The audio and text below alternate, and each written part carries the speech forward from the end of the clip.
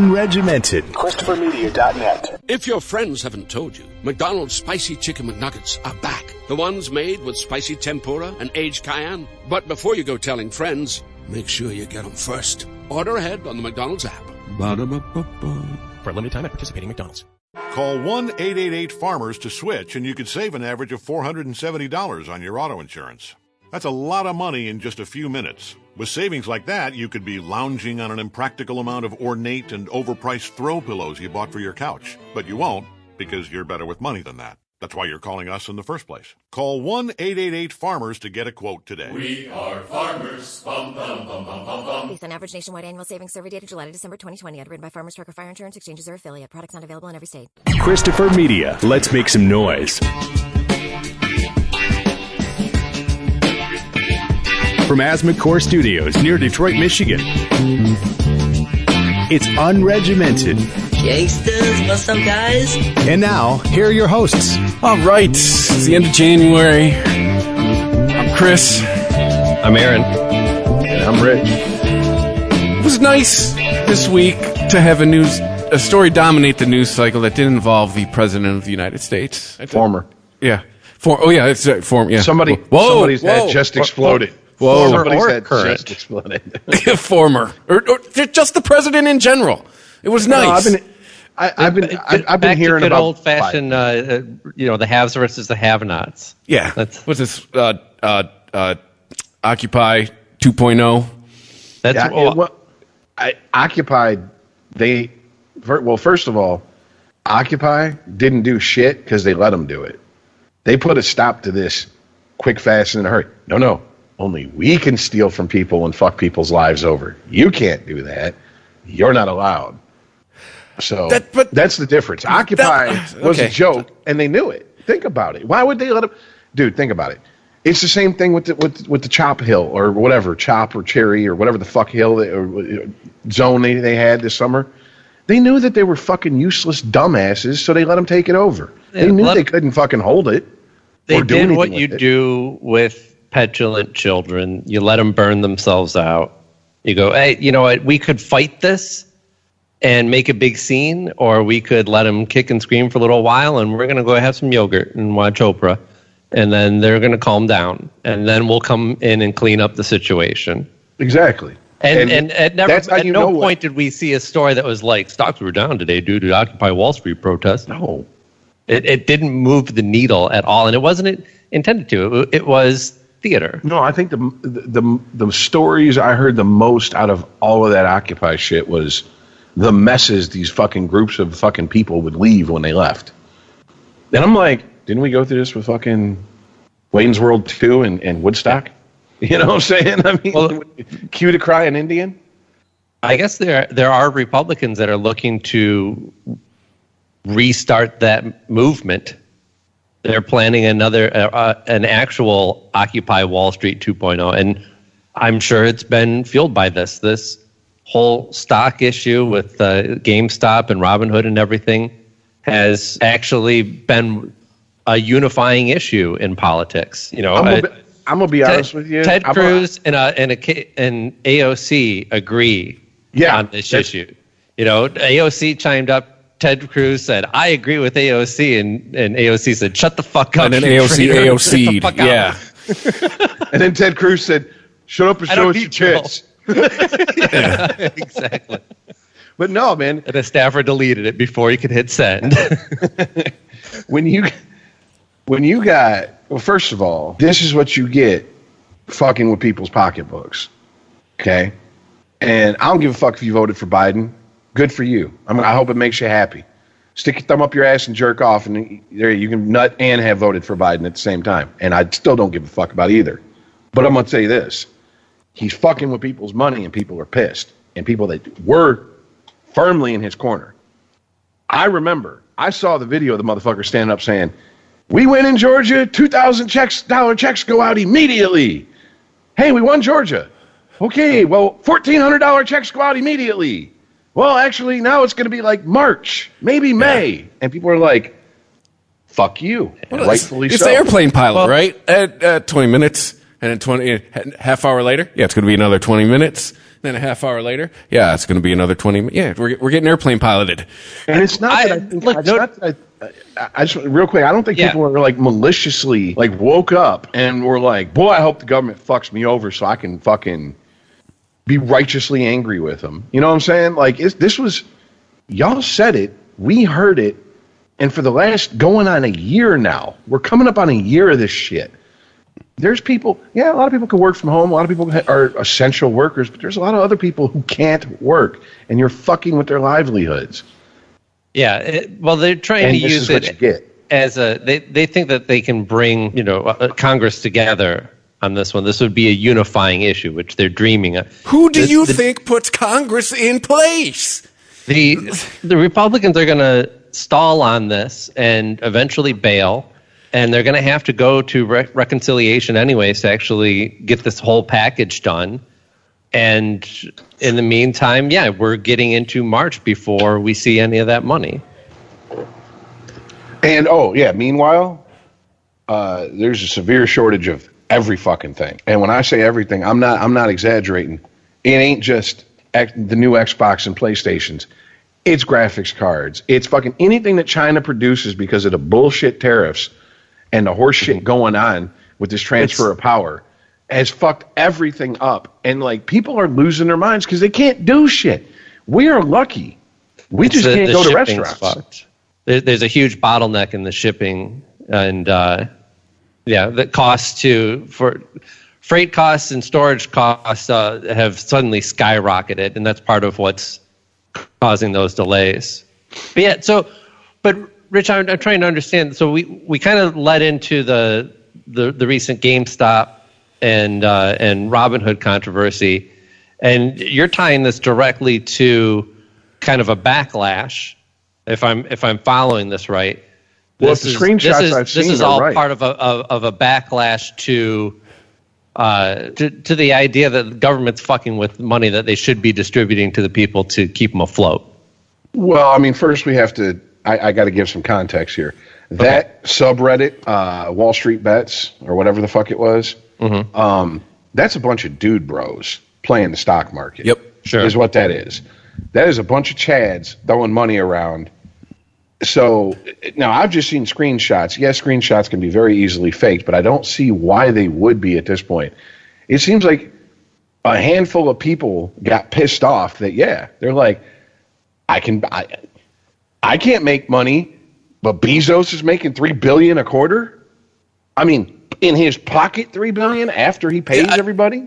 I think some people kind of hijacked the message of that. Like originally, it was some people got wind of these hedge funds shorting these companies and said, "Fuck that! Let's do the short squeeze on them and start buying these stocks up."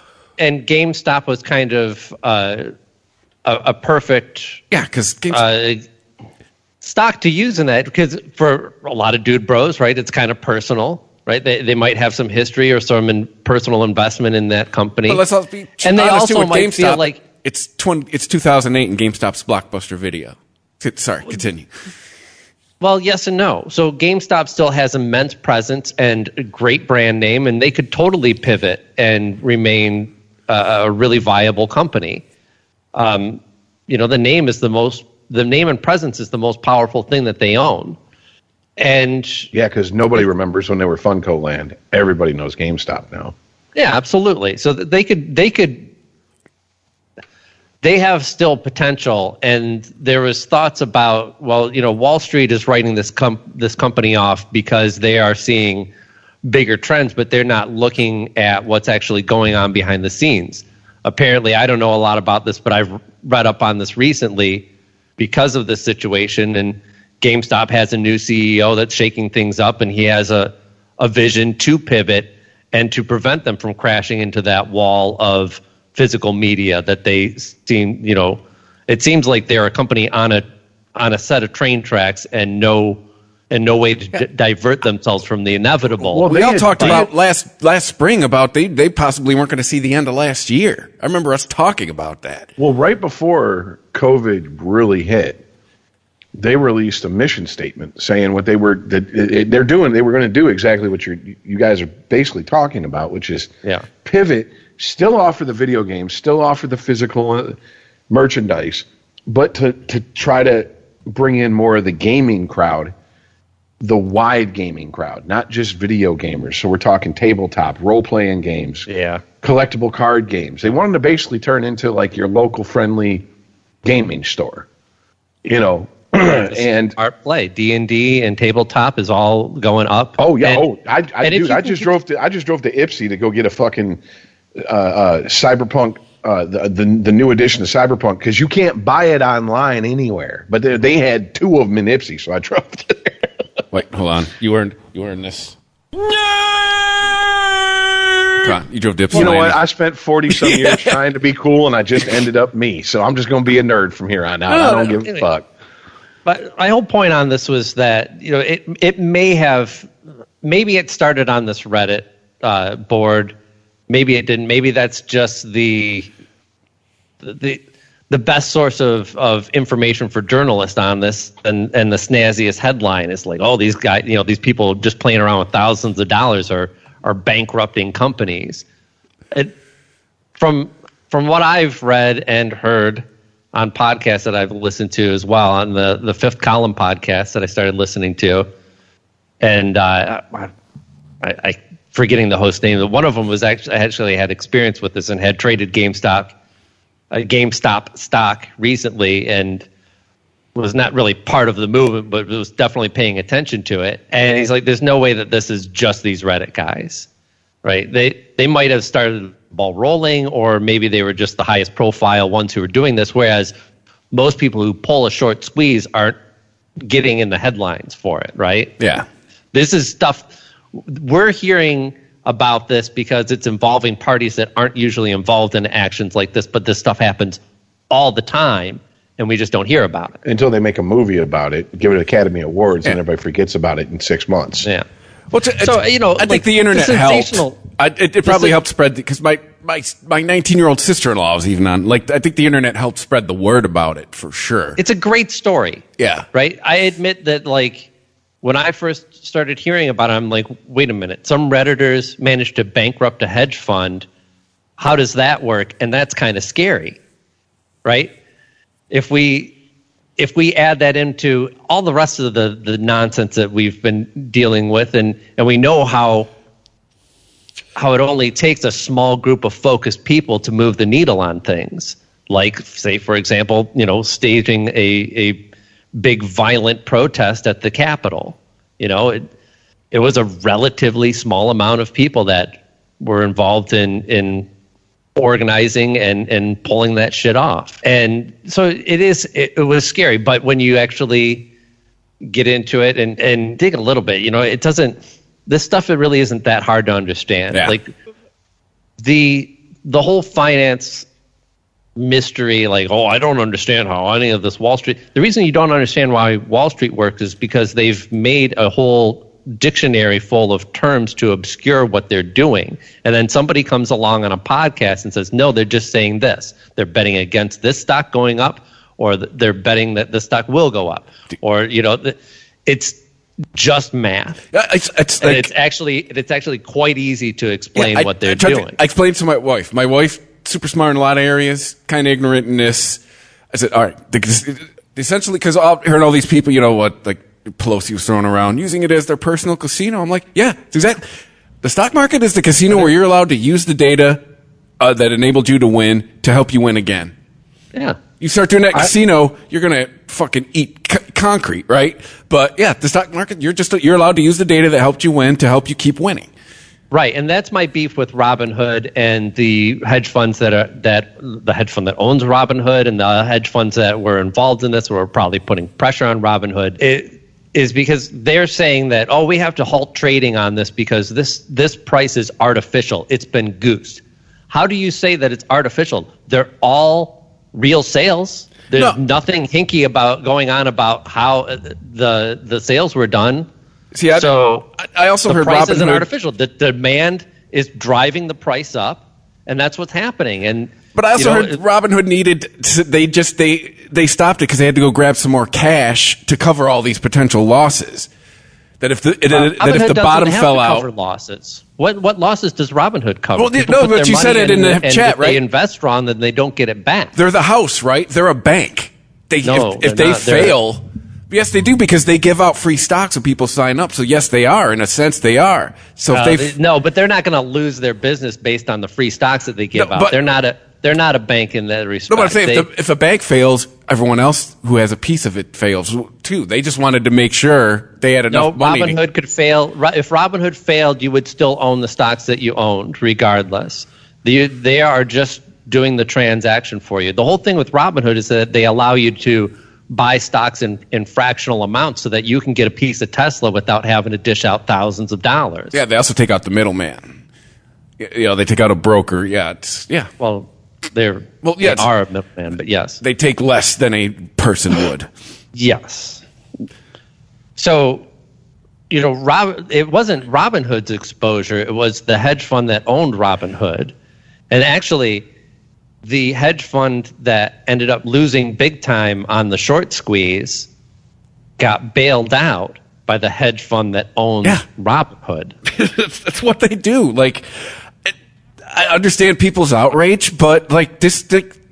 Well, that's why I'm calling bullshit on. If they're trying to say that they had to do this to protect Robinhood, that's bullshit. That's 100% bullshit. Robinhood is not vulnerable in this. It doesn't matter how many companies crash or skyrocket. They're going to get their cut or not. Their business practices are aside from that, right? The only way Robinhood could suffer and crash completely is by their own incompetence, or the market just crashes completely and goes away. They're a business. Yeah, Robinhood has to protect Robinhood. I mean, that's a business's number one interest is itself. Or shareholders or a board.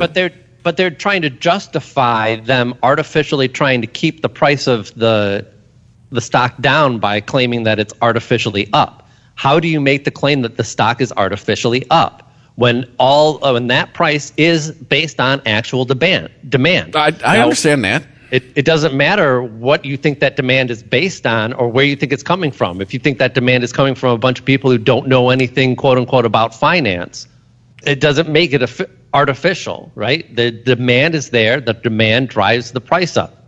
It's simple economics. So when you say that, no, there's some points where simple economics just doesn't make sense anymore, and we have to come in and guide this process. Well, that's called regulation from the government.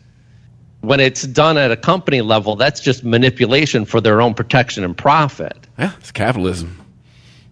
That's not capitalism. That's cheating. I mean, I know cheating happens in capitalism, and you could argue that it makes it easier to cheat, but that is not capitalism. That is cheating the system. That's when the right people don't win. You say, the game must be broken. And this is, it's just like what we were going through with the elections. We have a fair election process, and when the right person doesn't win, people are like, well, the process is broken, then we got to tweak it. But it's interesting you brought up the Capitol riot, because I have had it's a shame Rich is offline at the moment. Lose him? Yeah, he said his internet went out. He'll be back when he can. Okay. I had the same feeling with a lot of these people that Rich had with the Capitol rioters. Like, hope you enjoyed your raid, because this won't be happening too much longer. Because you hit on it, right? They're going to start. The gatekeepers are going to start writing the regulation. Well, I mean, they already do. Like, Robinhood immediately responded and started making up their own rules. And going forward, I'm sure they're going to protect them. This is definitely a vulnerability that these hedge funds are going to be looking at. And they don't want to have to worry about, what kind of groundswell is going to come from social media that's going to fuck up their plans. So, yeah. You only got one shot at it. And I'm glad you made your money. The SEC put fucking Martha Stewart in jail. All right? They don't fuck around. But to kind of frame this as Redditors versus Wall Street is like not seeing the bigger picture. Yeah, because Redditors Like, there's no way that this is all just Redditors. Once people see that what's going on, once other people on Wall Street, other traders, and probably other hedge funds are getting involved in this, they go, oh, they're doing a short squeeze on these hedge funds against GameStop. Let's get in on it because their short squeeze is going to make the cost of the price of this stock skyrocket, and we can ride that train and jump off before the whole thing explodes. Well, smart people will do that. Yeah. My worry has been like, right, which is why there's going to be the price. We're going to hear these stories. Right now, we're seeing all the stories of like, hey, this group of 9 people made $16 billion. No, the story's coming of some fool who, like, last Wednesday took 10 grand worth of his life savings, and I'm going to and he's going to lose it all. You know what I'm saying? Those stories are going to be coming. I'm worried about those kind of people. Well, I don't. Those people may or may not exist in. Who knows? The people who don't understand it's like the stock market as a whole is a long-term play. Like that's my other issue with what some of these Redditors are doing or Redditors, whoever, is this kind of seems like a forest for the trees moment, right? No, but we are going to see those stories because there's a narrative that there's a narrative that these people don't deserve this, right? Like, this is unfair. This money belonged to this hedge fund, and this hedge fund supplies all these retirement plans and all this stuff, and all the people that you're hurting with, you're fucking around with something you don't understand, right? And that'll lead into it. So now, I'm not taking name. We'll have stories like this guy. He made $1.2 million on on GameStop stock, and he bought a car, and he got a gram of coke, and he crashed it, and he fucked up his life. Well, that's idiots. Or his wife's now dead. Or so there's going to be there's going to be a desire to poor push choices. Right, but there's going to be a desire to push those stories as the narrative for these people don't know what they're doing, right? Not only do they not know the money that they're fucking with, but once they get their hands on essentially our money, speaking from the point of view of people who have all the money, once they get their hands on some of our money, they don't even know what to do with it, and it just fucks their life up, right? Which is all justification for keeping the money out of their hands in the first place. Look, we could be a socialist nation, but that would just fuck everybody up if they had too much free shit because they don't know how to handle themselves. They don't know what to do. They don't appreciate this money. I appreciate this money. I work for it and understand this money. No, they went to a business school. Yes. Probably that mommy and daddy paid for. Got a job because their uncle works at the fucking firm. And are the parasites clinging to the asshole of society. But you could beat every single one of them at Scrabble. Yeah, but it's fucking morons. My whole thing what I'm getting at is for the short-term play, there's a skill to doing it, and I think there's a lot of people that are going to get hurt trying to do the short-term thing. Skill maybe, but to do a short squeeze, you have infinite loss. No, I'm not talking about a short. I'm just saying, like, if you're trying to make money in the short term on the stock market, like the day traders, that's a skill. Like you're taught to look for certain indicators of knowing when to sell, what to look for, when to buy, all that stuff. Well, in the way that reading, comprehension, and math are both skills, yes. If you can read and do math, and you actually follow this stuff, if you say not just, people are talking about Tesla, I'm going to get a little piece of that, and I bet it's going to go. Actually, make your investments based on research and crunching the numbers. Yeah, I mean. Is it a skill? Yeah, absolutely. It's not some esoteric skill it's just applying basic skills to. Oh yeah, it's something you taught in college. Yeah, I agree. Well, I mean, look, of course, it's a skill set, and any idiot can win the lottery. I mean, you don't have to be a fucking rocket scientist to have that skill set to be good at this type of shit, and. So I mean, I don't understand if you don't have to have the skill set to be lucky. No, I'm talking more like the day traders, dude. Like Chris was talking about. I'm just saying because I sat next to a dude for like 5 years who traded futures all day, And there is like he studied in, like I said, you're taught when to know what to look for, when to buy, the time to buy, the time to sell. Like and for what it's worth, 3 years ago he quit and bought his own set of franchise stores. So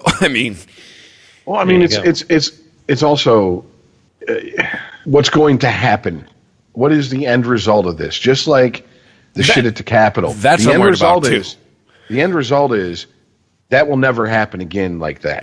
Yeah, okay? Yep. They will mow down motherfuckers with 50 cal machine guns where they let them fucking storm a goddamn federal building like that again. That's the debate right now is how do you stop that from happening again? Because a lot of people think it's regulation on doing on shorting stocks, and another group that says it's regulation on like Robinhood, any service that wants to, piecemeal out stocks and get the Joe six-pack involved in it.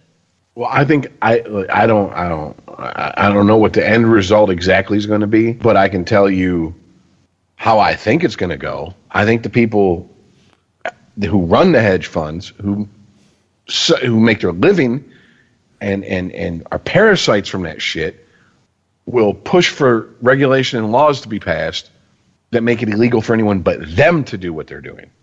Yeah. And then we get into, once again, we have laws for me, but not for thee. You're not a ruling class. You're an elected official if you're a politician. You're a hired employee if you're if you know what I'm saying? Unless you work for yourself, then whatever, you can do what the fuck you want. But everybody has somebody to answer to, and these people are just acting like they don't. And the thing is, it's like the people they answer to don't give a fuck. No, because they're just like, get more money. Well, who do you think puts the people who they answer to in place? Them. As long as money's in our political system, these motherfuckers are going to be writing their laws how they want. I'm not saying it's right. I'm just saying that's what's going to happen. Well, it's just how many times in the last decade alone, how many new laws, regulations, whatever the fuck have been passed that put the fucking screws in the squeeze on, the average people, but a few select people at the top of the subject. Oh, yeah, they can get away with it. Obamacare. Put a loophole in there, Now, if you're not full-time, you don't have to provide health insurance. So everybody's part-time now. Fuck it. We don't care. I don't care. I can hire twice as many people to do the same amount of work. I'm not going to be paying them more. In fact, I'll pay them less because I don't have to take care of the health care. See what I'm saying? There's always a loophole. And that's part of the problem. Politicians don't understand. That's what caused Trump. That's what caused. You want to go back farther? That's what caused Obama, because he jumped the line. He wasn't his turn. The people put him in there because they were that desperate. Because they were fuck you, Hillary. Fuck you, McCain. More of the same. Done. We're going to try something different. And then we went and tried something completely fucking different. As they said on Don't Be a Menace. As they said on It's Always Sunny in Philadelphia. Black people have a lot more opportunities these days. Yeah, that's true, Dennis. We did have a black president before the orange one. So, now we were so desperate for crashingly boring life, we put Grandpa Biden in. President Grandpa. Everybody's favorite old fart. You know what I'm saying? Just sniffing away on people for no good reason. But seriously, yep. What's going to come? What's going to come of this? It's going. The people who make their living doing this shit, the hedge fund managers and all the employees and shit, they're not going anywhere. Nope.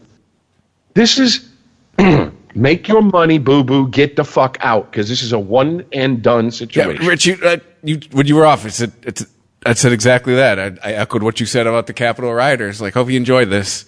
This is your one shot. Yeah. Well, I think what it really shows is how easy it is to move the needle on something like this. And whether this was done whether this was done as a fuck you to this hedge fund, or whether it was done because they loved GameStop for some reason or whatever, it doesn't really matter. The method the method, true, has been exposed, and we'll see, if Robinhood or continues to exist in the way that it did before, or if anything else, other apps come along to eat up some of that market. But ultimately, Wall Street can't survive as a completely closed system. It needs the people's money. It needs people to trust it, to put into those funds. They need that money to work with. Yeah, but and you can't just say, well, we're just closing off trading to, you have to have a certificate or something to trade now or something. No more of this letting the average Joe work the market through brokers or whatever. You really can't do that. So that vulnerability remains, and you could kind of choke off a method, which is this Reddit board, but you can't ultimately control people in this way. And if a group of people decides that they want to, do a short squeeze on a hedge fund like this in the future, or send a message to a company, then, they can organize relatively few people with relatively few amount of dollars and move that needle. And it doesn't have to involve Robinhood or Reddit or anything like that. Can we stop with this narrative, though? That's the bigger fear of Wall Street, is that the people found out how easy it is to kind of, they got to peek behind the curtain. Unregimented. ChristopherMedia.net. Call 1-888-FARMERS to switch, and you could save an average of $470 on your auto insurance.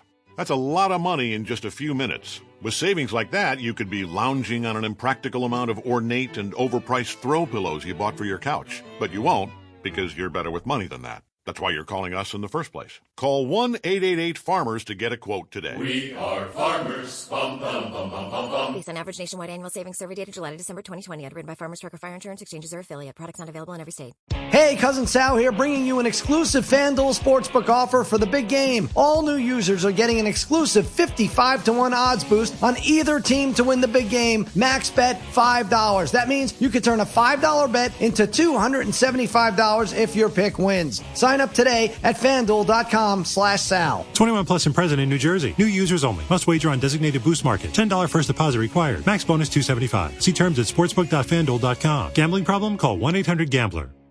Hot flashes, irritability, intimate dryness, even unsatisfying sex. Hi, I'm Dr. Alyssa Dweck, a board-certified OBGYN who has spent over 20 years helping women just like you safely find relief from these very natural symptoms without having to resort to hormones. To help my patients feel their best, I recommend products from Bonafide Health. Bonafide is a women's health company dedicated to providing women with non-hormonal and clinically validated products that work. Bonafide provides safe and effective solutions to manage a range of menopausal, sexual health, and PMS-related symptoms. That's why I recommend Bonafide products to my patients every day. In fact, I am also a Bonafide medical advisor. What I like most is that Bonafide products provide women real relief without compromise. Ladies, don't waste another minute feeling less than your best. Go to HelloBonafide.com and use code Radio39 to save 20%. That's HelloBonafide.com and code Radio39. These statements have not been evaluated by the FDA. These products are not intended to diagnose, treat, cure, or prevent any disease. Offer valid on subscription only. Hey, Cousin Sal here, bringing you an exclusive FanDuel Sportsbook offer for the big game. All new users are getting an exclusive 55-1 odds boost on either team to win the big game. Max bet $5. That means you could turn a $5 bet into $275 if your pick wins. Sign up today at FanDuel.com/Sal. 21 plus and present in New Jersey. New users only. Must wager on designated boost market. $10 first deposit required. Max bonus $275. See terms at sportsbook.fanduel.com. Gambling problem? Call 1-800-GAMBLER. ChristopherMedia.net. Unregimented.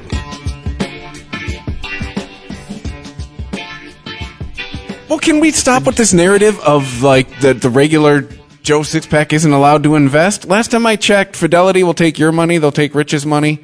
They'll take you pick up the phone and call them or create an account.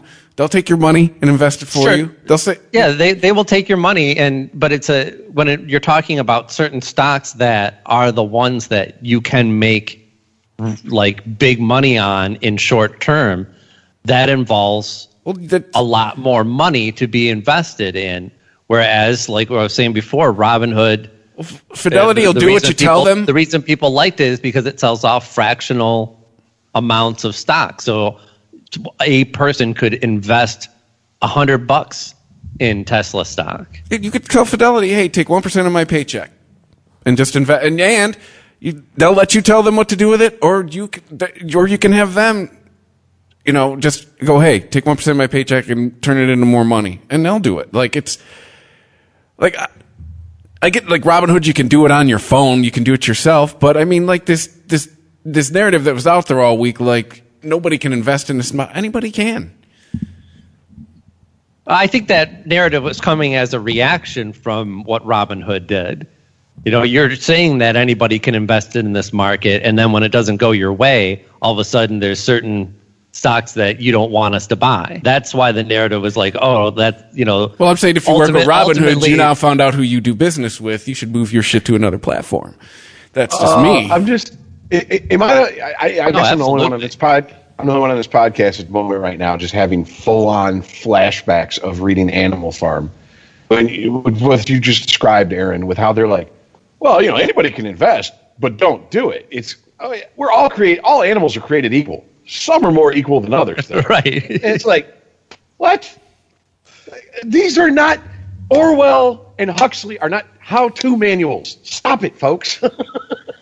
Right. So that's the thing, is that Wall Street wants more. They like the idea of Robinhood because they're like, how can we get more of the people's money into this system so we can grind it up and skim off our cut? Well, because, that's it. So, the other thing, Reuters had an article that... let me finish my thought, though. So Robinhood brings in these people, but they want to keep them in a pen and say, okay, look, we got this new fund of money essentially to work with, and now we can control it, right? We can shape it. We can set limits on how this fund, which essentially is Robinhood, a collective of people, operates. And if it gets out of control, don't worry, guys, because we are ultimately making the rules. I posted an article in regimented social media on Friday that was Reuters pretty much going, hey, if you think the little guy's winning, think again. It basically was saying the real big winner in all of this is the market itself, because the volume's up, and the people in those offices at the top of the skyscrapers. The people who tell the hedge funds what to do, those are the real winners. Well, GameStop, I don't know if they went through with it, but they had announced their intent to file bankruptcy and start shutting down stores. And well, first of all, what's getting lost in this, in the especially the mainstream media, like if you go into like the gaming media, the first thing everyone's doing is laughing their ass off because GameStop is very hated by a lot of gamers. On top of the fact that for like the last decade, they've been voted in the top 25 worst places to work. Like it's not random that they got picked. AMC is more random. You know what I'm saying? Like as far as just like, well, fuck it. Whose stocks why they got picked to do a short on? No, AMC, what you're saying? Yeah, AMC was a $500 million in debt, and they weren't supposed to see the end of the year. Yeah, but AMC didn't have a bunch of people who were like, we want to fuck over AMC specifically. Yeah. They wanted to fuck over GameStop. These executives at GameStop were getting ready to we're going to wipe the slate clean, declare bankruptcy. Oh, shit. Now we're all of a sudden it's up here with the big boys. And it's a Band-Aid on a bullet wound. Because it's not going to, because like Aaron was getting at, if they're not changing how they've been running it, it doesn't matter. Like, congratulations, you now just have more money to run out of. Like actually, this could be really bad for them because they could go, well, let's just take this new influx of money and just continue to plow forward until it runs out. Whereas before, you were looking at the end of the line and going, if we don't change now, we're dead. Yeah. Right? Now, you might have execs at the top going, I'm going to be out of here in 3 years. What do I give it? Let's just keep plowing through this money until we exhaust it. Yeah. And I can move on. And no one's going to blame me for killing GameStop because everybody knew that it was on the chopping block. Yeah, like I think this will save AMC because AMC just had a shitload of debt from the pandemic. I think this will get, but BlackBerry and Nokia, BlackBerry thought touchscreens were a fad. Oops. Like, AMC, these are all companies, if you look at the companies that are being short, they're all companies that are on their way out. Like, I wouldn't be betting on American Airlines going belly up. Like AMC was not on. I don't agree with the AMC being on their way out. I mean, troubled like all theaters, absolutely. Yeah, they just had a ton of debt from the strongest last presence, year. which means true. But as long as they can stay afloat until theaters reopen, no, that's what I'm they're saying. going to see that all turn back around. Yeah, that's what I'm saying. I think this will have saved them. This because it wiped out their debt. And that is the difference, right? Yeah. So when I used to go to GameStop and get a game, and now there's a pandemic, and I don't want to go out, and it's the same price or sometimes even cheaper to get the download from the PlayStation Network. Well, I'm going to do that, even if I don't have any resale value on that. Well, it's worth it, right? Yeah. And when the pandemic's over, fuck it. Why do I even want to go back to GameStop? Yeah. Because I've been shown a better way. You've just given them more money to hemorrhage. Theaters is not that. So AMC, people aren't going to theaters because they just fucking can't. And when the theaters open up again, people are going to go to the fucking theaters like fucking crazy. Well, that's my view on American Airlines. I wouldn't be betting on them going out. Is going to be primed to be in a position where all of their competition has been wiped out. All these mom and pop theaters had to close down, and now they are the only game in town. Thank you, pandemic. The three stocks, even MJRs, they're shutting them down all over the place. Which is a shame. I thought MJR was like the real competitor in our area to AMC, which really kind of fails on just the base. AMC theaters aren't really kept up that well from my experience. They don't worry about their sound systems or their picture quality as much. They're just running cattle through that place. MJR actually paid more attention to that type of shit, the experience that people had while they were there. Well, I think locally, Imagine it was probably AMC's biggest. Yeah, that's true. I mean, just in this Detroit area, because there's like, it seems like they opened like 5-6 of those fucking theaters in Southeast Michigan within like a year of each other about 15 years ago. Like out of nowhere, I was like, "Who owns these? Where the fuck are these coming from?" They're like, "That's Magic Johnson's theater." Mm-hmm. I'm like, damn, I need to catch me some AIDS. Hey, by the way, millennials enjoy this. Should I get this out of me too often? Thanks for beer at the movie theaters. That's because of you. That is definitely a welcome addition. Thank you for that. No, time out. Pulp Fiction, 1994. That's when I started hearing about people saying they've found movie theaters in America to serve beer, because he talks about in the car going and getting beer in a movie theater. Well, people were like, "This is the land of the free. I thought this was America." Well, locally we had the Magic Bag. They did Brew and View, and they'd show like a classic movie, and you can go get hammered. But I'm talking about like last time I went and saw Star Wars, the last Star Wars movie, I had a fucking like big ass beer that I bought at the movie, like a draft beer. Not to be pedantic, but I would say thank you for letting me drink beer openly in the theater. Fair enough. Here's the bitch of it. When they opened up the Imagine and Novi back in the day, it was right as the third Matrix movie had come out. So it was 2003, 4, somewhere around there.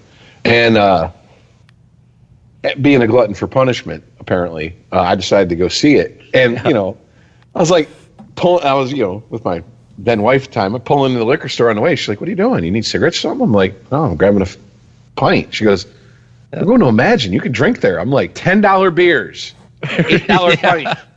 Yeah. Okay. Exactly, which is why nobody's going to question me when I drink this $2 pint in the theater. Yeah. Come on now. It was almost 20 years ago, and it was Jim Beam. It was respectable. It wasn't Mohawk or 5-Star. Yeah. You're drinking adult liquor, yeah. I mean, granted, I didn't walk in there with like a fifth of Johnny Blue or some shit. I mean, like, "Hey, how you doing?" But no, I think I was thinking it was a pint of beer. That's why I said $2. Gotcha. I wasn't thinking you drank that low. I mean, even us functioning alcoholics have our standards. Even though, Jesus Christ, last couple months, I've lost my superpower. I can't drink like I used to. I had 5 beers and went to sleep the last 2 times I drank. I don't know what the fuck is wrong with me. That's what I would do in a theater. That's what I do to you guys. I'm you guys now. Damn it! I'm like Superman in the fucking diner getting beat up by the fucking asshole truck driver. I've lost my superpowers. Lois Lane will never fuck me now. Jesus. But shit, I'm sorry. I didn't mean to go off on that rant. Well, that's all right. I think we're kind of ready to move on to another subject anyway, huh? Was there anything that happened in politics that's worth talking about? I mean, I'm not a big fan of Biden's. I'm not a big fan of the executive order. Let's say, is Biden aware that there's other ways to legislate, or has any president since Bush understood there's other ways to? I mean, it might have happened under Clinton too, but I don't remember hearing about it. Like he's already outpaced Trump. He's already outpaced Trump's first 3 months. Guys, this ain't getting any better. This is just how it is from here on out. Right, and the thing is, I applaud a lot of the things that he's done because these were just undoing things that never should have been done in the first place, in my opinion. But I would still, I'll take an executive order and shut the fuck up if you go, this executive order is to put a stop to this now and set in plan a place to prevent this from happening in the future, right? So instead of just going, hey, you're Trump, your Muslim ban, I take it back, right? And that's it. So when the next Republican president comes along, he can reinstate it with the wiggle of a pen. Exactly, and I think that's what. So that's not a long-term plan. I want to hear that I undid this unjust policy from the previous administration, and here's my plan going forward of how we're going to strengthen our immigration policy so that we don't deal with these things, so that we don't single people out by race in the future. Because it's easier to get the win, right? It's easier just now to take these wins. I undo this, put it in the win column. I undo this, put it in the win column, rather than having to and do that's the work. The media knows that they have an opportunity in the first 100 days to do press coverage on the president, and everybody's going to eat it up. And that's why this whole, this idea of what any politician is going to do in their first 100 days comes from the media. The media started framing it as such because they knew that after 100 days, people just go back to the president's the president, the governor's the governor, whatever. Now, to be fair, I'm currently looking for work. The first 90 days is learning your job. Like you're supposed to be judged on the first on the learning period. I mean, forgive me my ignorance, but learning the job is going to take 90 days for someone who's been in politics for 50 years and spent 8 years watching someone do the job next to him. Yeah. Like it seems like, come on, Biden, get up to speed here. Right. If anybody can go in and hit the ground running, it should be, shuffling. Can't make any quick moves. Might break a hip. Yeah, if anybody can hit the ground and break a hip running, it's Biden. Well, I mean, look, I don't, to be honest with you, we talked about this when Trump was elected and after he was inaugurated. This is how it goes right now in our political landscape. And we seem to be on the 8-year plan. No. We want more Democrats. No, we want more Republicans. And then we just go back and forth. And it seems to be how it's going to work until somebody steps up and puts an end to it. And I don't see that happening. I just wonder anytime soon. Why all the executive orders when you have control of Congress? Because they don't have control of the Senate. Yeah, they do. Kamala Harris is the tiebreaker. It's 50-50. And then 51's VP.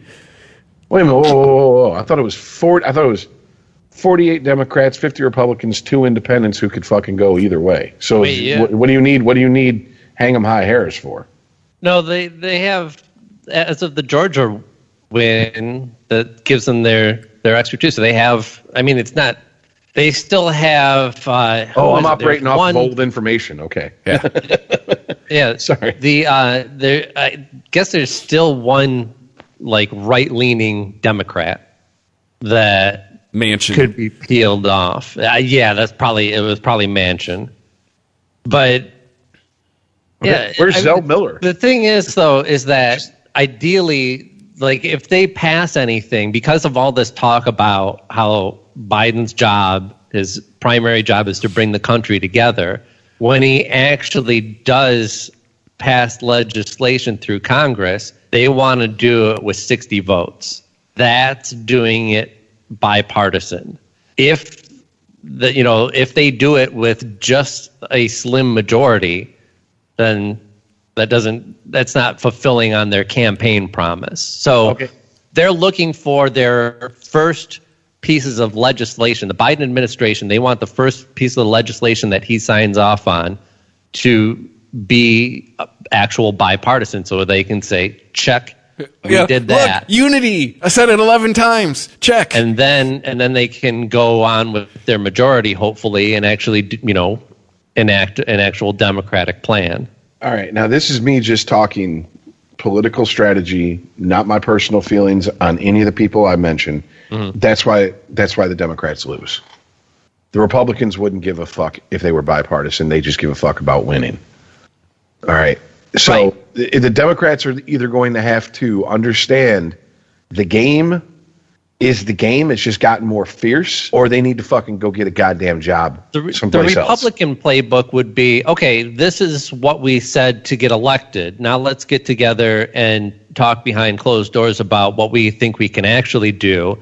And then once we do that, let's get our message straight about why this is different, right? They have no qualms being called a hypocrite, being called a flip-flopper or anything like that, because they've always got their message, No, they stay on brand.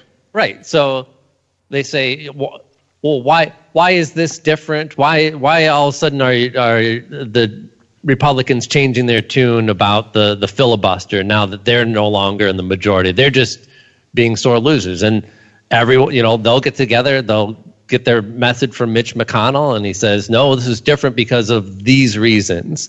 And every reporter asks the same question. They get the same answer from every Republican. No, this is different. This is different. This is different. See, now I'm glad that you brought that up, because I did want to get you guys' opinions on this. And maybe I'm misunderstanding something when you brought up the filibuster. Right. And, throughout the years, I've heard, people from both parties praise it, run it down. The newest criticism is it's a remnant of Jim Crow slavery. Why do we have this? And I'm like, is that really where people know the filibuster from? I thought it was from Mr. Smith Goes to Washington. Well, that traditionally the filibuster was that you could tie up legislation and run out the clock on it just by getting up there and not voting conceding your time, right? Yeah, so you'd have up there and just talking. Mm-hmm. Yes, it's time killer. Right. And when they kind of revitalized the new filibuster, it was in name only, really. You don't have to. Yeah. It's now just a procedural thing that allows those in the minority to tie up legislation and run out the clock on it. See, and then that's where, once again, I was wrong. I thought the filibuster was there as a last-ditch effort to put your most gifted speaker up there from your party and plead your fucking case, right, to get votes. You know what I'm saying? Well, and it never really was. I mean, it was dramatized as such, certainly, but that wasn't the point of it. It does come from Jim Crow era because that was, when certain people in power saw that the tide was turning on slavery and that they were fighting a losing battle and that they wouldn't have the majority of the country behind them, they sought other ways to govern from the minority, and that's what the filibuster was intended to do, and that's what the new filibuster is intended to do. It's to give more power to the minority. And we already have processes for the minority to be heard. We have debates on. Usually, although that's not really the Republican playbook. They kind of do all their stuff behind closed doors and shut the minority out of it completely.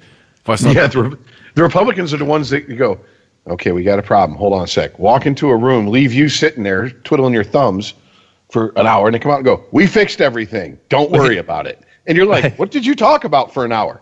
It doesn't matter. Well, I'm getting promoted. He's getting a bonus. Oh, and you're fired. Yeah, exactly. Yeah. That's what we figured out. But the stock has gone up. That's all we care about. So. I've always considered the filibuster a bitch move. Like you're out of ideas. Filibuster.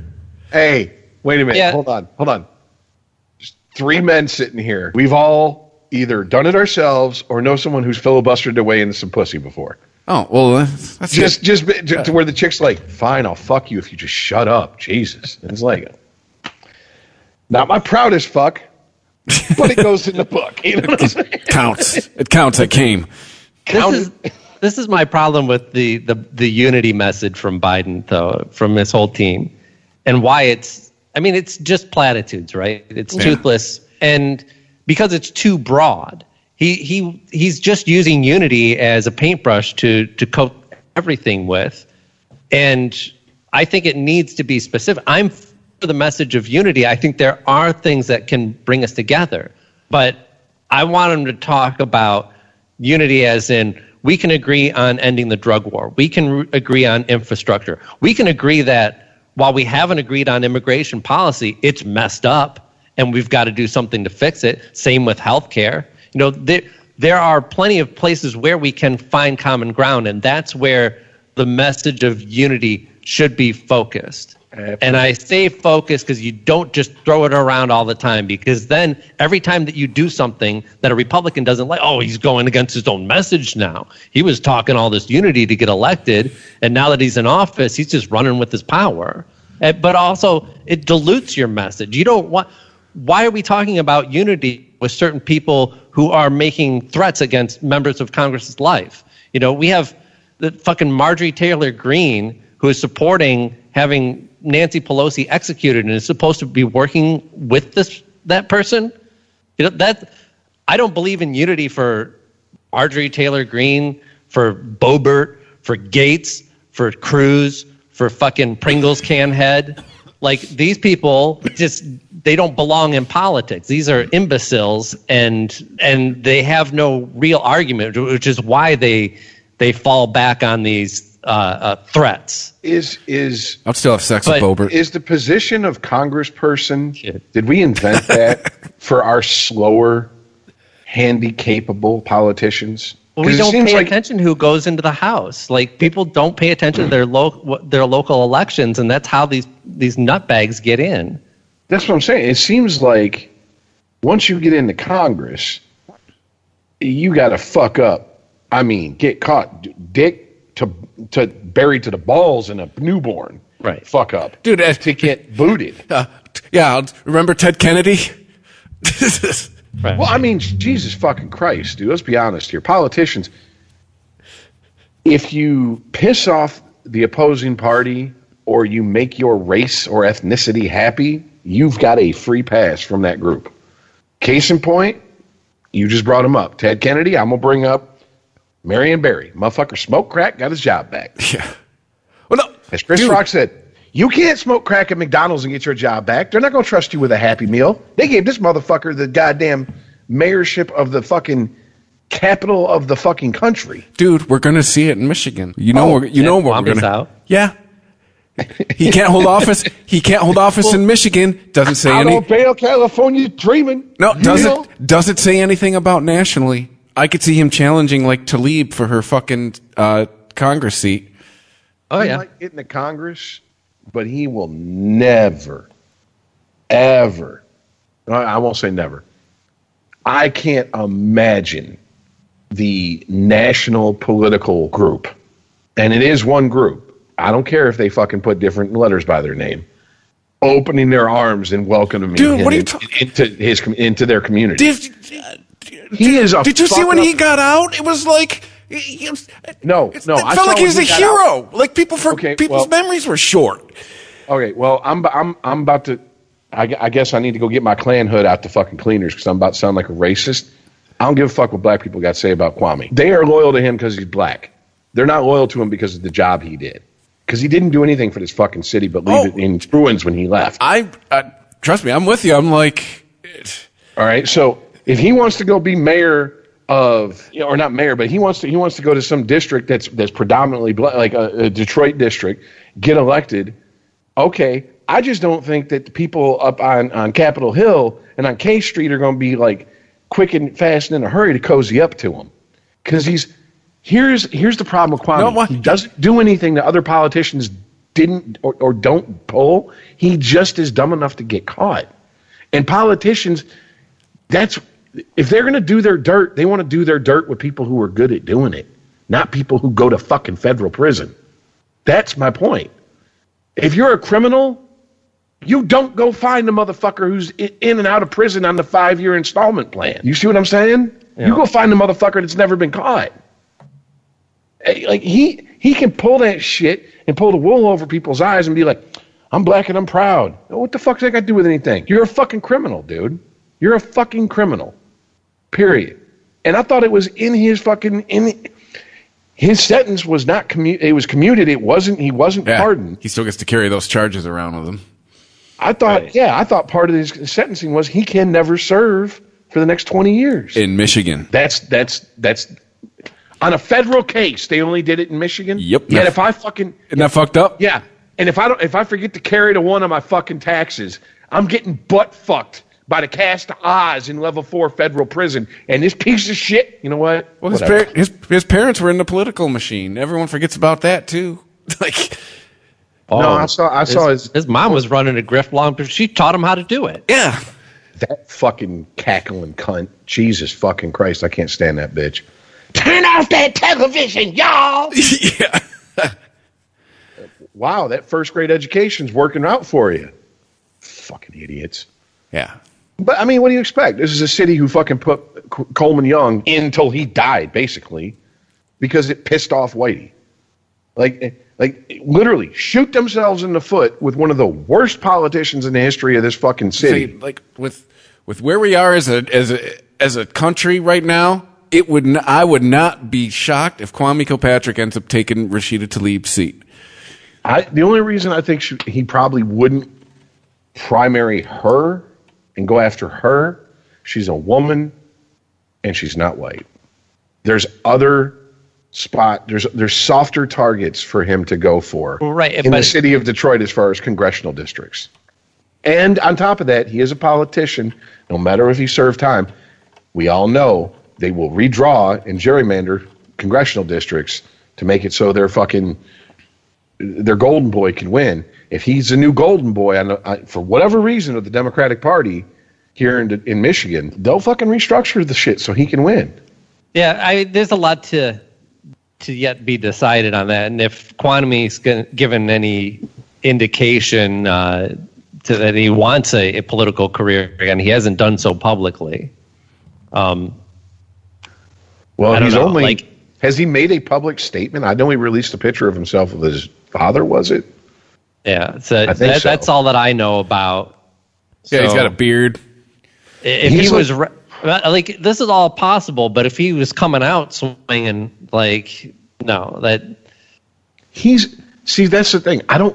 He's dumb as far as being a criminal. He's not dumb as far as being politically savvy. Yeah. Sure. Like, that motherfucker had me, when he was elected, I was like, that's right. We got an old hip-hop mayor. We got a motherfucker with $500,000 in his fucking ear. What do you got? A crack-smoking...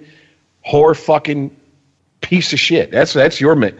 I was like, someone new, blah, blah, blah, young, interject some ideas in here. And what happened? It turned into a fucking BET After Dark video. And it's like, what the fuck, man? You got hookers and whores and strippers up in the fucking Manugian Mansion. If you're not from Detroit, that's where the mayor stays. Hey, that's all alleged. It's never been proven. Yeah, I know people that work for DPD. It's proven, but that's beside it. He's not a complete moron. His stupidity was hubris. Yes. Yeah, he just thought he was such hot shit. No one would call him on his stuff. Right. He was. I was explaining it to Mandy the other day. He was. Cocaine is a hell of a drug. I was explaining it to Mandy the other day. He was too young to get the power he got. If you'd have got it like maybe 5 years later, he'd probably still be the fucking mayor. Or he was a crook from a crook family. Yeah, there's that too. Would have been a crook at 55, all the same. Like, wasn't he like 28 when he got elected mayor? Or like, dude, he was under 30. Yeah, I remember he was on the list of like most powerful up and coming people under 30. Put either one of us in charge of a major city at 28. Definitely, probably some gangster shit would have went down. At 28, I was so dumb I married a stripper. Yeah. Okay, so I thought that was a good idea. All right. It don't get much better ideas than that. What's the worst idea you ever had? Have you met my ex-wife? Yeah, if he'd have got that gig in his mid 30s, he'd probably still be the Robin of the City Blind and still be mayor. If I got that job at 28, I would have had my inauguration at the Packard plant. Exactly. Yeah. And you'd passing out glow sticks. Usually I sell 5 balloons for 20, but I'll give you 5 for fucking 15. It's the inauguration special. Celebration, bitches. Yeah.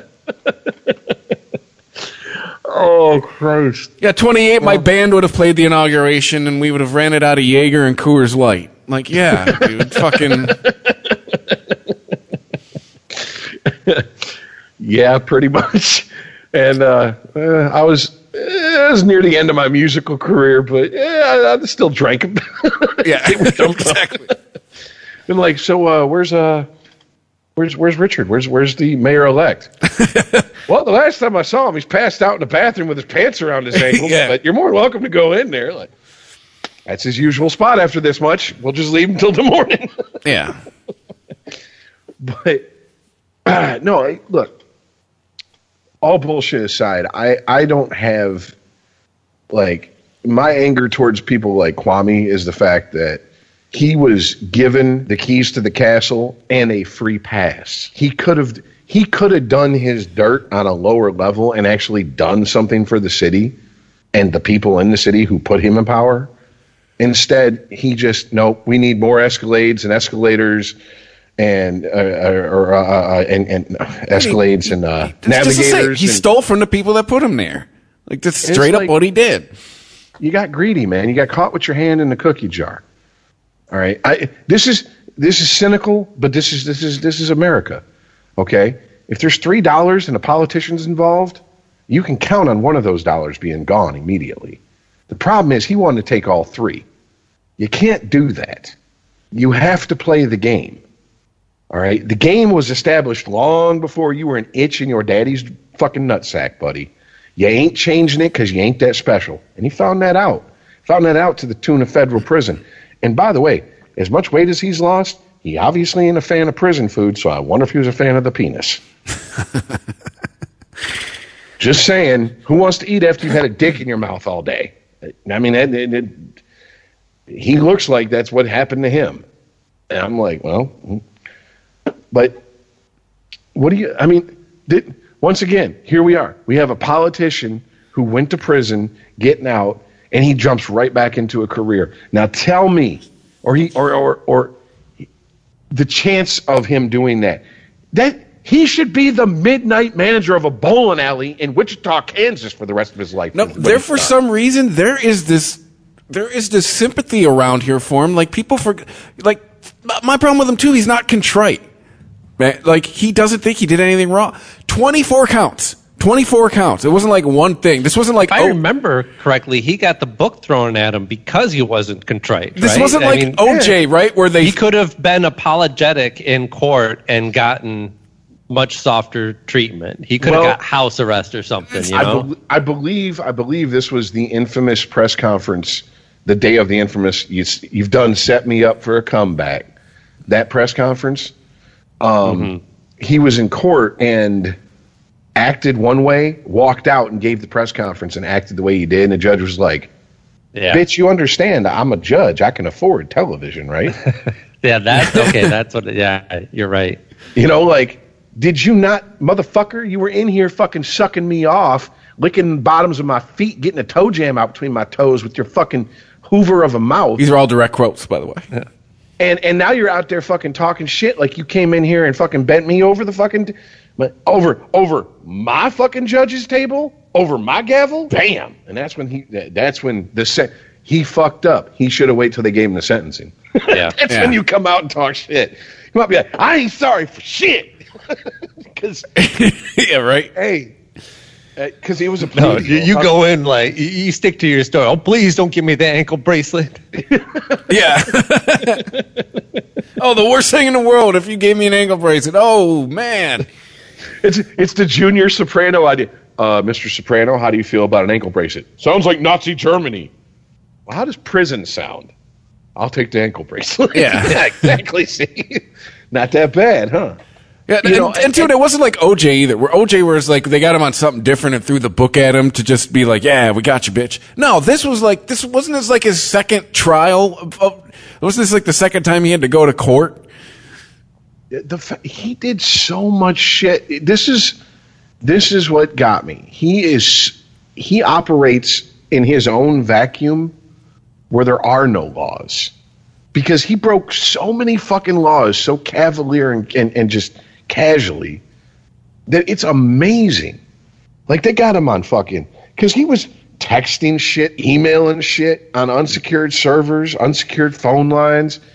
They went after him for, like, you know how it is. It's like when you get pulled over, they overcharge you so they'll plead you down and you take the plea. He didn't get overcharged. He got charged with what the fuck he did. Usually it's the opposite. Usually they'll let one or two things go if they can get you on the headshot. Right, because usually they have to make a case against you, and they make these plea deals because they're not 100% sure. Well, if they're 100% sure they can nail you in court, then they're just going to they're not going to make a deal with you. And they've got every crime that he committed, they've got at least 5 witnesses to, because he never went any place without his fucking posse. That's what I'm saying. He was committing wire fraud, federal fucking offenses, as casually as you or I fucking scratch our fucking balls. And it doesn't even sound like there was the idea of like, hey, keep this on the DL, this isn't legit, so to speak, or anything like that. It was just flat out, do crimes, don't give a fuck. And people thought that the sentence was too much. 28 years for 24 charges kind of sounds pretty reasonable when you say it out loud. There's a politician. I cannot remember his name. I do believe he's from Michigan, because not NPR, DET, the local part of our local NPR station, reported Wayne this. State station. Yeah. Well, for people outside of Michigan, they might think that this was, I listen to NPR 24/7. I didn't hear this story. It wasn't national NPR. But yeah, he embezzled something like 7.5 million from his campaign, and like put it in his own personal shit. Got caught red-handed, hand in the cookie jar, was facing 2 decades.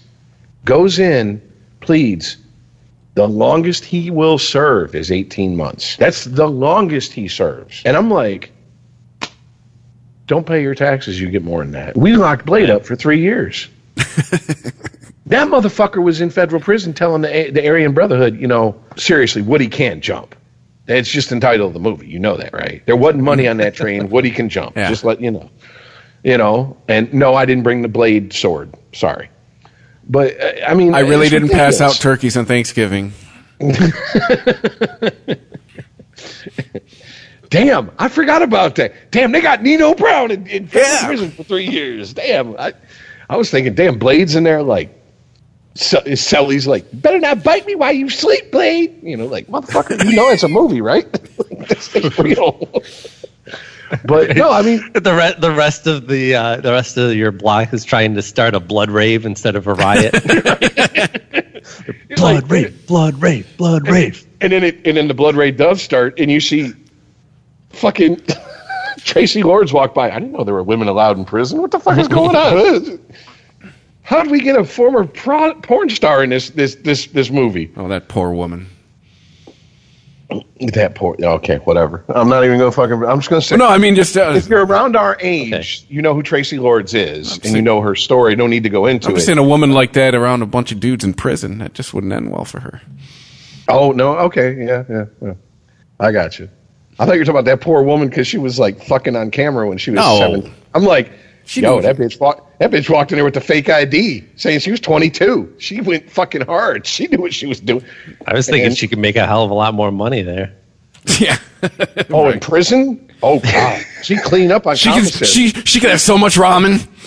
Yo, that's what I'm saying, man. She could like the ramen, get the hot Fritos, put that in there, the sausage, cut that up. Oh, that's good eating. Y'all don't know, man. See, I'm glad.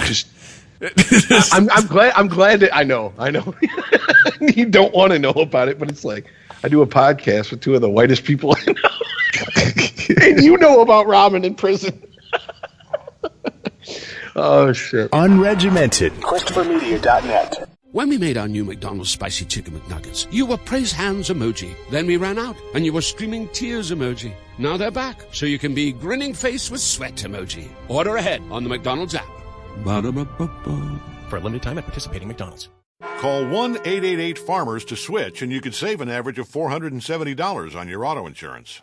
That's a lot of money in just a few minutes. With savings like that, you could be lounging on an impractical amount of ornate and overpriced throw pillows you bought for your couch. But you won't, because you're better with money than that. That's why you're calling us in the first place. Call 1-888-FARMERS to get a quote today. We are farmers. Bum, bum, bum, bum, bum, bum. Based on average nationwide annual savings survey data July to December 2020, underwritten by Farmers Truck or Fire Insurance Exchanges or affiliate. Products not available in every state. Hot flashes, irritability, intimate dryness, even unsatisfying sex. Hi, I'm Dr. Alyssa Dweck, a board-certified OBGYN who has spent over 20 years helping women just like you safely find relief from these very natural symptoms without having to resort to hormones. To help my patients feel their best, I recommend products from Bonafide Health. Bonafide is a women's health company dedicated to providing women with non-hormonal and clinically validated products that work. Bonafide provides safe and effective solutions to manage a range of menopausal, sexual health, and PMS-related symptoms. That's why I recommend Bonafide products to my patients every day. In fact, I am also a Bonafide medical advisor.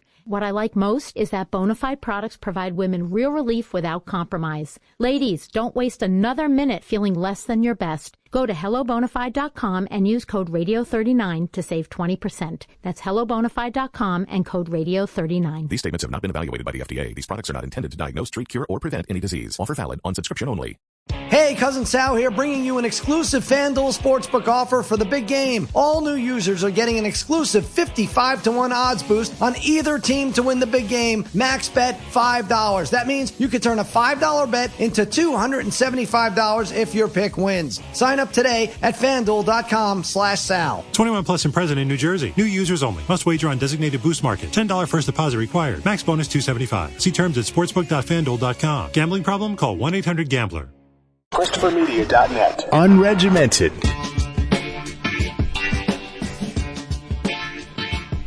Anyways, okay, so I want to say real quick, this is just because we talked about it last episode, and I want to correct myself because we were talking about the Cyberpunk game, the video game.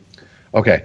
I didn't, apparently, like the day before or 2 days before we recorded, a statement was, first the CEO of CD Projekt Red, which made the game, right, came out and apologized and did his, we're so sorry, we're going to fix it thing.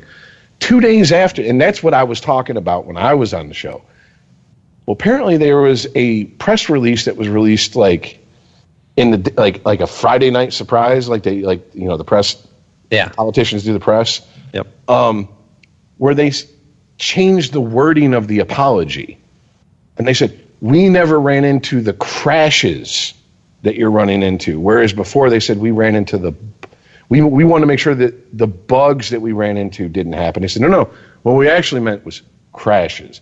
And they just had a bunch of little nitpicking shit like that. And I was like, okay, so what are they doing about it, though? And it kind of turns out that the developers who worked on it came out, I mean, to reporters, and this is under the promise of anonymity, told them they're full of shit. Everything they said in that apology, horse shit. Yeah, they didn't mandate we work 80 hours a week, but when we would work our 40 or we'd work our 8-10 hours a day and we'd go home and we'd tell them, they go, oh, I mean, you can go home, but somebody else is going to have to work your shift. And don't you, I mean, if you hate your coworkers, I guess you go home and make them work. Right. And it's like, fuck that company. All right. Fuck that company and its asshole till it looks like a purple donkey asshole. I'm sorry I even defended them as little as I did. If that's what they truly did, fuck you. That is horse shit. It is amazing. That company had, Chris, I know you're not much of a gamer anymore. And Aaron, I don't know how much you really follow like the behind the scenes shit, but that company had so much goodwill built up towards it. Yeah, so much goodwill. I mean, they could have fucking done almost anything and gotten away with it, except for this. And they put out a fucking broken game, and then they started. The one thing they haven't done yet, which good for them, and maybe this is an American thing, because it seems like when it happens in other countries, because this company is based in Poland, by the way.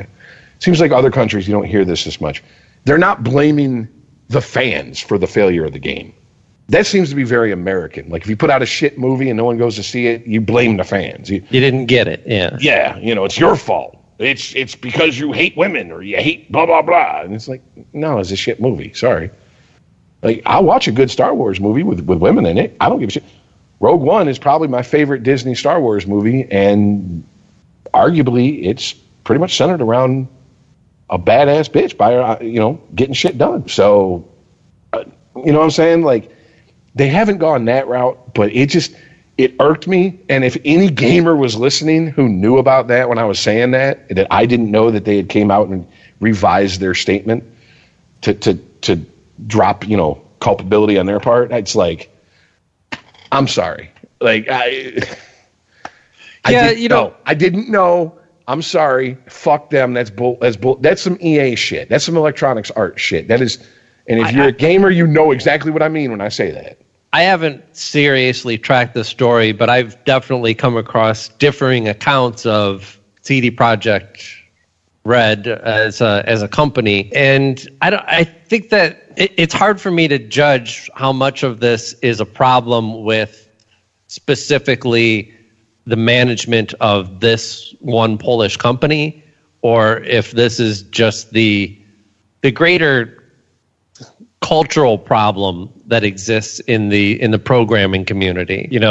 This idea that these companies, they frame it like we're working on something special. They have this like this Silicon Valley lingo that they can use. That they're changing things. They're making the world better with their product. They're doing groundbreaking things with this, right? You're being part of something that has never been done before, and that's why we are so, we work so many hours and we are so dedicated to this. And they reinforce that culture in order to take advantage of people. Yeah, they were talking about the crunch that goes on in gaming studios. I mean, that's, the closer you get to release date, the more and more of a fine, in theory, the more and more of a fine-tooth comb you want to take to your product and work out you should not be working out major bugs that crash a game a week before it's released. You should be working out the finer details on things. Oh, sure, yeah. The distance draw is down. It should be farther. Let's work on that and try to get that done. Hey, when you're driving a car and you run into somebody, it doesn't show damage. Let's work on that. Even that one's kind of a big one for a week before release. Apparently, they were trying to get it stable and just gave up on the PS4 and Xbox One, which, by the way, they announced this game with the launch of those two consoles. This game was supposed to be the game for this generation, like the cherry on top of consoles. Mm-hmm. Like, we've went through it. This is the pinnacle of what we could offer. Whereas The Witcher 3 was the penultimate. This is the pinnacle. And The Witcher 3 is your magnum opus if you're CD Projekt Red. And I fully expect them to go back and milk that motherfucker for as much as they can. Yeah. Especially, especially with the Netflix show getting the second and third season. I mean, certainly, yeah.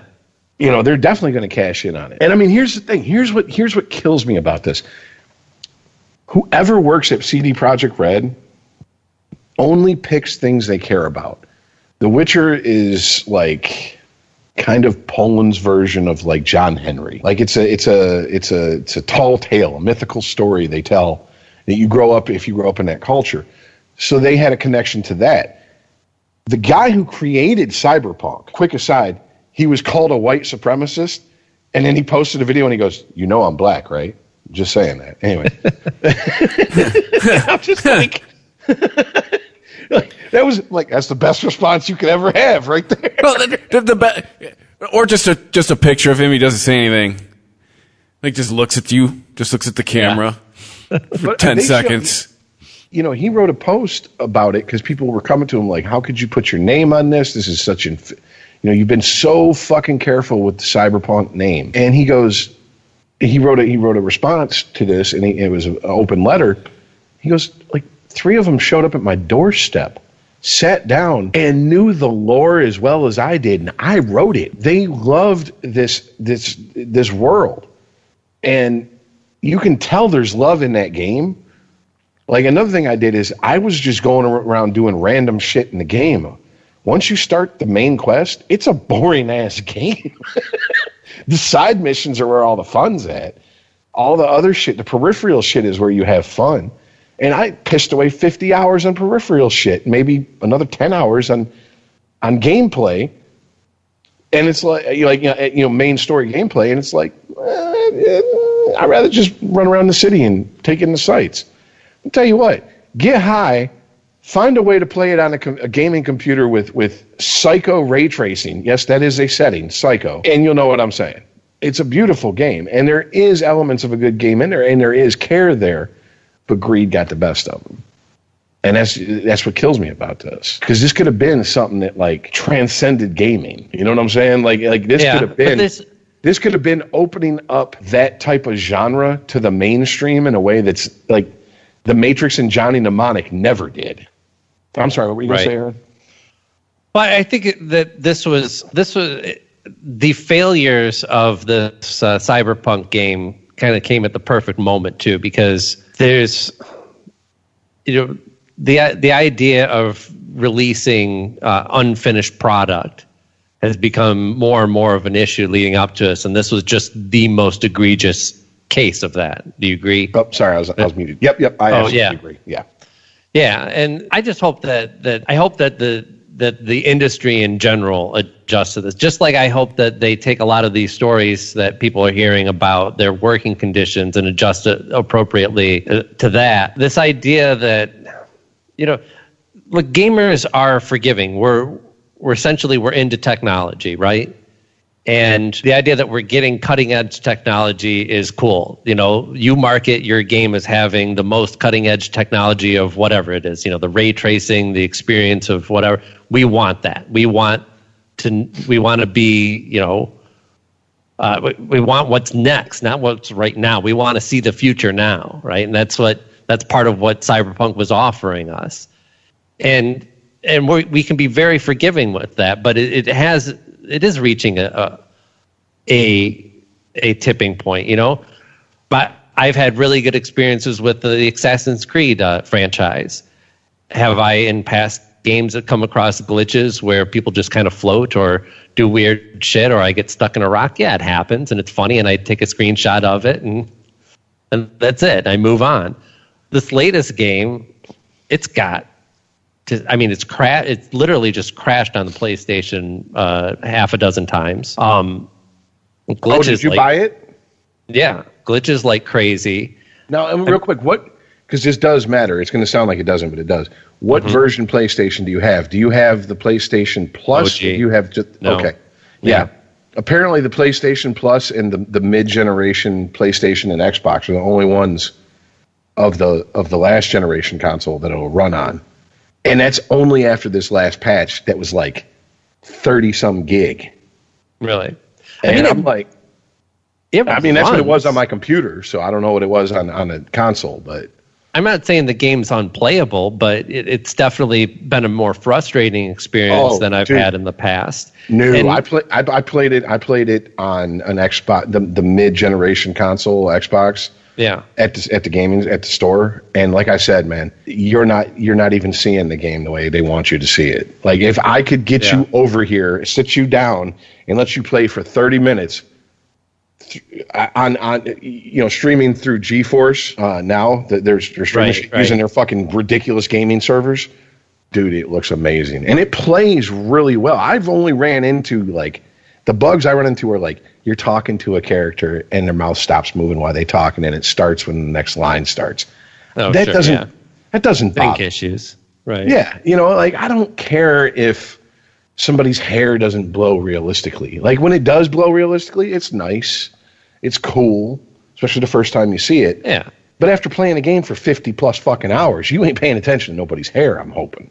Yeah. So the experience in general is comparable to the experience of the past games. I like the stuff that they've added to it.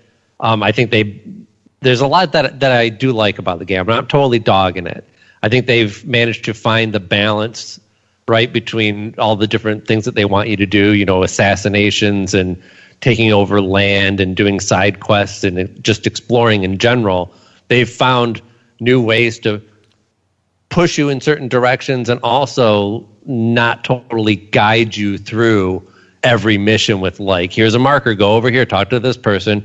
Now, blast the square button through the cutscenes because you're not paying attention to any of this because it's just going to point you to another marker and you'll just walk over to that one, right? There's actual more incentive to stay engaged, pay attention to what people are saying to you because you got to put some of this stuff together yourself. Mm-hmm. Like the actual mechanics of the game have improved. Yeah, I'm right there with you.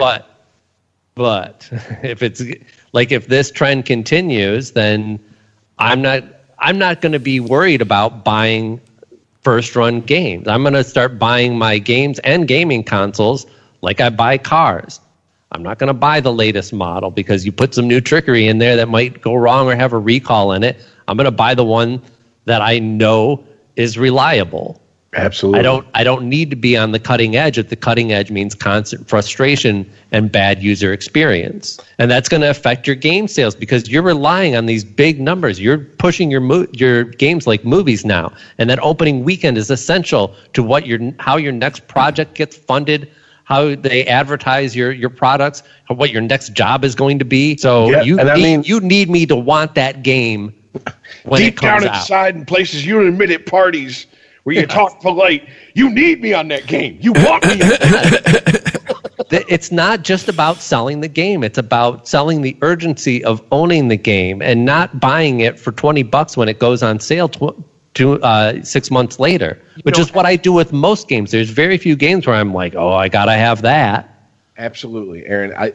Like I said, the only reason I bought the game on the I knew it wouldn't run on my computer, but for whatever, I have a GeForce graphics card.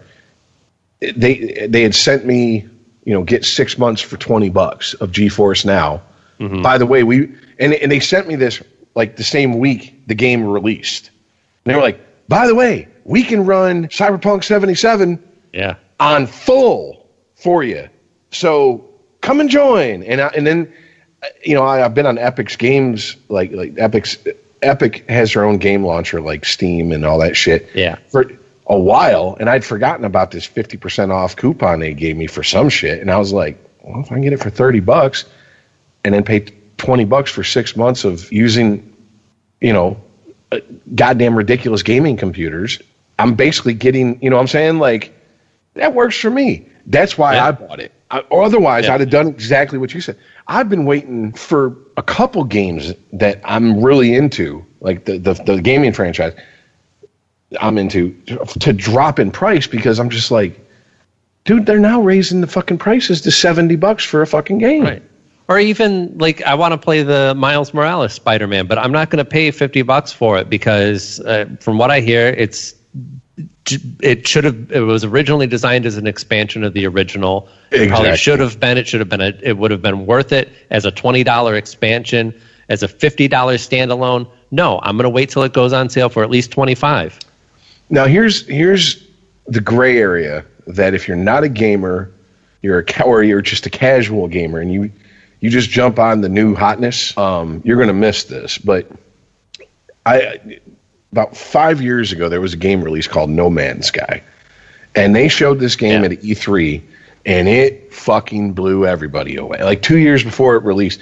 For 2 years, this is the one that was going to be the biggest game ever, like Infinite Universe, right? It procedurally generated, so no matter where you went, you never reached a wall. At the end of anything. It's going to constantly generate new planets and new things. And they put it out, and it did none of that. Right. Now, I bought the game. I played it. I enjoyed it for what it was. It's essentially a walking simulator, but you go into space and different planets. That appeals to me and my sensibilities and what I like. Mm-hmm. So I enjoyed the game for that. Now, I put it down for a year. I popped it in. After it updated for an hour and a half, I hop on. I'm like, I don't even recognize this game. There's space combat. There's multiplayer. Yeah, they just started. They're like, oh, it's not selling? Oh, it's an MMO. What else? Well, basically, it took them, from what I've read, 3 years after they released it to get the game to what they said it was going to be. Yeah. And it's like, well, then why didn't you wait the 3 years? Right. You could have released a game that's going to be remembered along with like Mario Brothers and Legend of Zelda as changing the face of gaming. Instead, you went for the quick buck and you fucked yourself. Mm-hmm. And now they give it away for free on Xbox and PlayStation, or Xbox Live and the PlayStation Network. Like if you are on PlayStation Plus, I think you can, or PS Go or Now or whatever it is, their streaming download service for games, it's free. Same thing on the Xbox. This was a $60 game that's supposed to change the face of gaming, man. Right. I mean, it's like, I think this game has that potential, and from what they said... Wait, I'm sorry, which game are you referring to now? I'm applying what they did with No Man's Sky to Cyberpunk. I think Cyberpunk has that potential, and from what they said, by March... sometime in March, they're going to release the third and quote-unquote final patch, hopefully, that fixes it to where it works on every system. And if that's the case, they might be able to right the ship. But if it takes 2-3 years, that ship sailed at that point. Like you're not going to hold the average person's attention for 2-3 years. Final patch, everyone gets a 10-inch dick. And yes, you can decide what size your dick is in the game. You can decide whether you have nipples or not. I mean, come on, how many guys are just maxing out dick? Oh, of course, dude. Of course. I went in there and was like, yeah. Why wouldn't you run around with a huge hog? First of all, Adam Carolla put it perfectly. He was talking about, I want a big dick, and Dr. Drew goes, I'm starting to think you just want a big dick to hurt women with. And he's like, yes, wait. No one wants to be the guy that you were comfortable. I was comfortable. You just fit perfect. You want to be the guy that like is digging tunnels like Charles Bronson in The Great Escape. You know what I'm saying? Yeah. Like you want to plant the flag deep. You know, you want that bitch to get up and be like, whew, I can't do that again for a week. I don't want to punish, but a nice slow down every once in a while is good for the ego boost. You want to be remembered. Like, whoa, Ty. Okay, wait a minute. You want to make an impression. I'm just saying, if you've ever fucked a really shallow bitch and you're not fucking King Ding-a-ling, and they go, ooh, hold up. And you're like, oh, honey, that's sweet, but you don't have to lie. And she's like, no, seriously. And I'm like, hold on a sec. Stuck a finger in, was like, I only got up to the second knuckle. Bitch, are you fully formed down there? Yeah, what's wrong with you? I need to see some ID. Yeah, at that point, it's like, there ain't a camera around here recording anything, is there? Where's fucking... why don't you have a seat? Hey, Rich, I'm Chris Hansen. Yeah, exactly, yeah. At that point, I pull a Boondocks, and I'm like, see, they call you Chris Handsome. I call you Chris Handsome. I'm a booty warrior, and I'm here for your booty. I don't want no girl or boy booty. I want man booty. This is on the Elaborate Roots to try to fuck you, Chris Hansen. I like you, and I want you. We can do this the easy way or the hard way, Chris. Unregimented. ChristopherMedia.net. Hot flashes, irritability, intimate dryness, even unsatisfying sex. Hi, I'm Dr. Alyssa Dweck, a board-certified OBGYN who has spent over 20 years helping women just like you safely find relief from these very natural symptoms without having to resort to hormones. To help my patients feel their best, I recommend products from Bonafide Health. Bonafide is a women's health company dedicated to providing women with non-hormonal and clinically validated products that work. Bonafide provides safe and effective solutions to manage a range of menopausal, sexual health, and PMS-related symptoms. That's why I recommend Bonafide products to my patients every day. In fact, I am also a Bonafide medical advisor. What I like most is that Bonafide products provide women real relief without compromise. Ladies, don't waste another minute feeling less than your best. Go to hellobonafide.com and use code radio39 to save 20%. That's hellobonafide.com and code radio39. These statements have not been evaluated by the FDA. These products are not intended to diagnose, treat, cure, or prevent any disease. Offer valid on subscription only. When we made our new McDonald's Spicy Chicken McNuggets, you were praise hands emoji. Then we ran out, and you were screaming tears emoji. Now they're back, so you can be grinning face with sweat emoji. Order ahead on the McDonald's app. Ba-da-ba-ba-ba. For a limited time at participating McDonald's. Hot flashes, irritability, intimate dryness, even unsatisfying sex. Hi, I'm Dr. Alyssa Dweck, a board-certified OBGYN who has spent over 20 years helping women just like you safely find relief from these very natural symptoms without having to resort to hormones. To help my patients feel their best, I recommend products from Bonafide Health. Bonafide is a women's health company dedicated to providing women with non-hormonal and clinically validated products that work. Bonafide provides safe and effective solutions to manage a range of menopausal, sexual health, and PMS-related symptoms. That's why I recommend Bonafide products to my patients every day. In fact, I am also a Bonafide medical advisor. What I like most is that Bonafide products provide women real relief without compromise. Ladies, don't waste another minute feeling less than your best. Go to hellobonafide.com and use code radio39 to save 20%. That's hellobonafide.com and code radio39. These statements have not been evaluated by the FDA. These products are not intended to diagnose, treat, cure, or prevent any disease. Offer valid on subscription only. What do you get when you talk to a Dell Technologies advisor? You get someone who understands there's an art to listening. Who's able to hear more than what's being said and can provide tailored small business solutions that make you feel truly heard. I understand. Let's get started. For advice on everything from laptops to the cloud and solutions powered by Intel vPro platform, call an advisor today at 877-ASK-DELL. ChristopherMedia.net. Unregimented.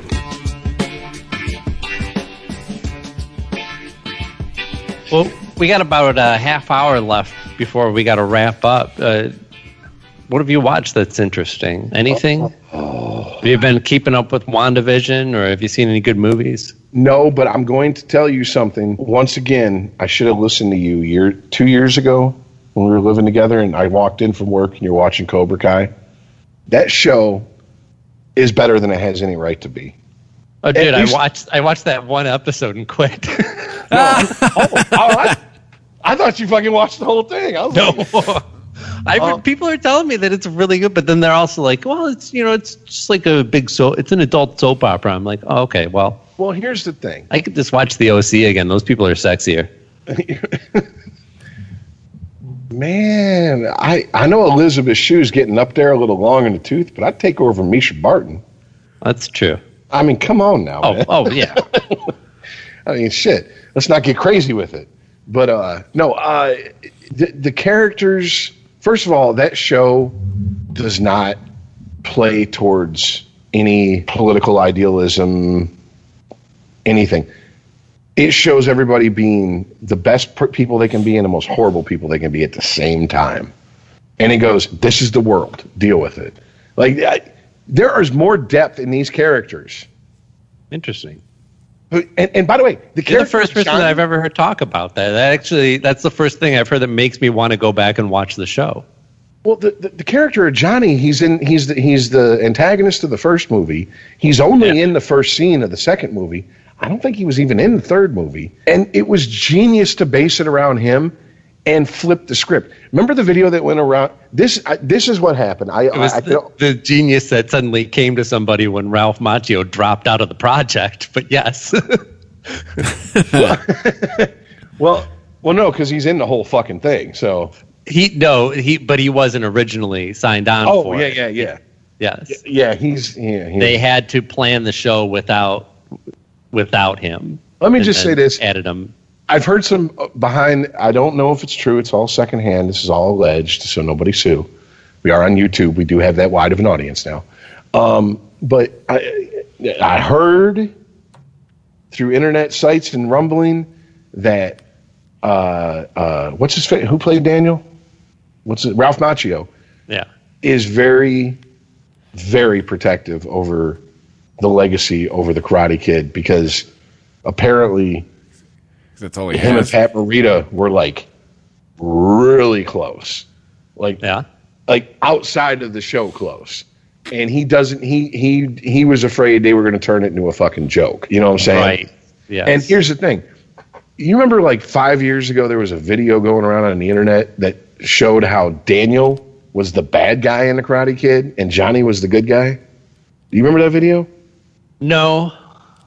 If you haven't watched it, go look it up. I'm sure it's still on YouTube or Venmo or something. You can find it if you Google it. I'm almost 100% sure. Well, I'm familiar with the type of video that you describe, and I actually enjoy these because all that shows you is that it's a well-written story, that you actually have somewhat full characters in your story if you're able to tell it from a different character's perspective and have it be, a different story. So not only do they do that, they use the footage from the original trilogy to back up his point that Daniel was the asshole. Right. And it's edited much like we edit memories in our mind to make us the good guy, because we're always the good guy of our own story. Unless you're like me and you enjoy being the bad guy. I mean, that's what we do. And there's a scene in season 1 where Johnny is talking to his student, and he goes, "You can't trust them Russos. Let me tell you why." And he tells his version of the Karate Kid, and they edit it to where he's right. The beach scene, the whole thing that started off the beef between Johnny and Daniel. He's like, "Yeah, so I was dating whatever Elizabeth Shue's character's name is, and we had an argument earlier in the day. And she was giving me shit. And I kept trying to go over because I was young and dumb. I should have just let her be alone, cool the fuck off, whatever, and said I was over, pushing the issue. And he comes up and butts in and then sucker punches me.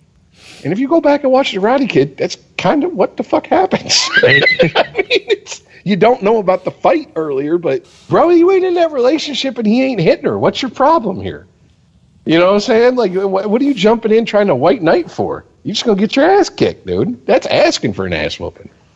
Well, also, I mean, the first thing that I thought of when you said that, the Karate Kid was actually the villain was the fact that this kid must have, like, the reason why everybody hated him was because he's like some sort of supposed karate champion who never really learns karate or does much karate. Right? He's a total fraud. You can tell he was like getting karate lessons at the mall by like the sensei from fucking you don't want to kick from these bad boys and I'm wearing my American pants, Body your sensei. Yes, that guy. Yeah, it's like he comes out to California. Apparently, they reference this multiple times in the show. It's kind of throwaway lines, but they did it so often I looked it up. Apparently karate was huge in the Valley in LA in the 80s. I didn't know that. I had no idea. That's probably why that movie got made. In on. Yeah, exactly. Well, that and they got the director from Rocky. And I mean, it was close enough to, when Rocky had come out, they were like, yeah, we'll try again. We'll win a fucking an Academy Award for this jackass who fucking is from Long Island acting like he can fight. By the way, as musicians, can we all just this is a complete sidebar, but as musicians, can we all agree there's no way on God's green earth that Daniel from the Karate Kid is going to beat Steve Vai in a guitar play-off? No, God, no. Okay, I'm just saying. Wasn't that Ry Cooter, technically? No, it was Ry Cooter. Ry Cooter could beat Steve Vai in a guitar play-off, but not Ralph Macchio. No, and I was absolutely not. First time I'm watching that movie, I'm like, this is the Karate Kid, and that's Steve Vai, and I know who Steve Vai is. That's not going to happen. But anyways, part of the genius of the show is that everybody is likable, but everybody isn't a good guy. Right. Like there's no clear-cut good guys. Even Daniel's wife in the show gets drug into the bullshit eventually. Then the old sensei from Cobra Kai comes. You've only watched the first episode, and right. I know shit all about it. Really, I don't even remember the first episode. Well, I'm not going to give you any major plot point spoilers, or give the audience any major plot point spoilers because I'm not that guy. But I mean, it's in. If you've watched any of the previews, you see eventually. The Cobra Kai old sensei comes back, and you see Johnny like, you ruined my life with your bullshit. Right. Yeah, I think I have seen a clip of that. And you're sitting there and you're like, this is, first of all, Billy Zabka. What are you doing walking around with the acting chops you got? What the fuck? And on top of that, I didn't notice that motherfucker won an Academy Award. For what? For writing. Oh. He's a fucking writer now in Hollywood. He came out of retirement of acting to do this show. On top of that, he actually does study karate. I mean, granted, he's fast approaching 60, so when he does them spinning, back kicks, they ain't as crisp as they used to be. But right. You might have to cut a few frames on that one. Well, I'm just saying, go back and watch some of the karate and the Karate Kid movies. That ain't exactly Bruce Lee we're watching up on the screen. No, that's some like, I think a 2-year-old could have blocked that throw, but sure. But no, I'm dead serious. Like Scott of all people, my buddy Scott was watching it, and I sat down and I was like, "Is this Cobra Kai?" He's like, "Yeah." I'm like, Aaron watched that. This is when I thought she'd watched the whole thing. I'm like, I just for whatever reason didn't watch it. And he goes, "Surprisingly good." And after 2 episodes, I was hooked. And first 2 seasons are on YouTube. I think you can get them for free. Because now Netflix took over. It might be. They might have moved. Yeah, I think it's exclusive on Netflix now. Netflix and I are kind of on the outs, but that might have to come to an end. There's the new Lupin series that's out, and now what was the other thing? I got some doc that I wanted to watch. I'm like, God damn it! Well, Netflix, it seems to me, is like Amazon Prime. If you're getting it for television, for their shows, Amazon Prime for their shows. Only, not if you order from Amazon all the time. It makes sense to have Prime. You get it when you want to watch what they got comes out, and then you let it drop, and then I'm on my 4th in a year free month of Amazon Prime with the same email address because they're like, we'll give you a free month. I'm like, okay, and I cancel on the 29th day, and then 3 months later, here's another free month. And I'm gonna cancel on the 29th day again. So yeah, I think we do this. I will say, though, that I think that Amazon has actually done a better job of curating a library of stuff that keeps me subscribed month in and month out. And Netflix, not so much. And they also... I don't like their practice of... And, to be fair, HBO is as guilty of this, of taking what was a really tight 1.5, 2-hour movie that had trouble getting made and going, oh, we can make this into a 10-hour miniseries. Yeah. And that on top of just how they handle their, they don't really build a following for their shows. They're just interested in getting content up there. So they get 2 seasons out of something. They're like, that's it. We're done. We're moving on. I don't feel like they have a whole lot of loyalty to their customers when it comes to actually curating a library that'll keep people around. Hey. So I'm going to dip in and out of Netflix. Amazon Prime has done better. They've actually they don't come out with shows of the same frequency as others, but they don't produce crap. They don't rush shit out. I've even found some stuff that I've missed on it, like Red Oaks. They did 3 seasons of kind of a more half-hour. I wouldn't call it a sitcom, but it's a jokey kind of show. It's really fun. It's kind of a tribute to zany 80s movies, but it has real heart and real characters. I've been really enjoying it. It's called Red Oaks? Red Oaks, yeah. I'll have to check that out. It's a great, really fun show. Richard Kind is in it, plays the dad. He's really funny. And Paul Reiser plays the owner of the Red Oaks. It's like a golf club in. I thought you were about to say Paul Reiser plays an erotic Jewish person. I'm like, like always. he's the guy who he doesn't own the club, but he's like the club president, and he's just like some stock trader or something like that. He's a total prick, and he's really good. Oh no! I'm sorry. Paul Reiser was in Aliens. I'm thinking Richard Jeni. Yeah. Well, either way. I mean, they both played neurotic Jews at some point. Yes. Yeah. I found myself watching, remember regular TV? Back when, they chose what you watched? I found myself watching regular TV more lately.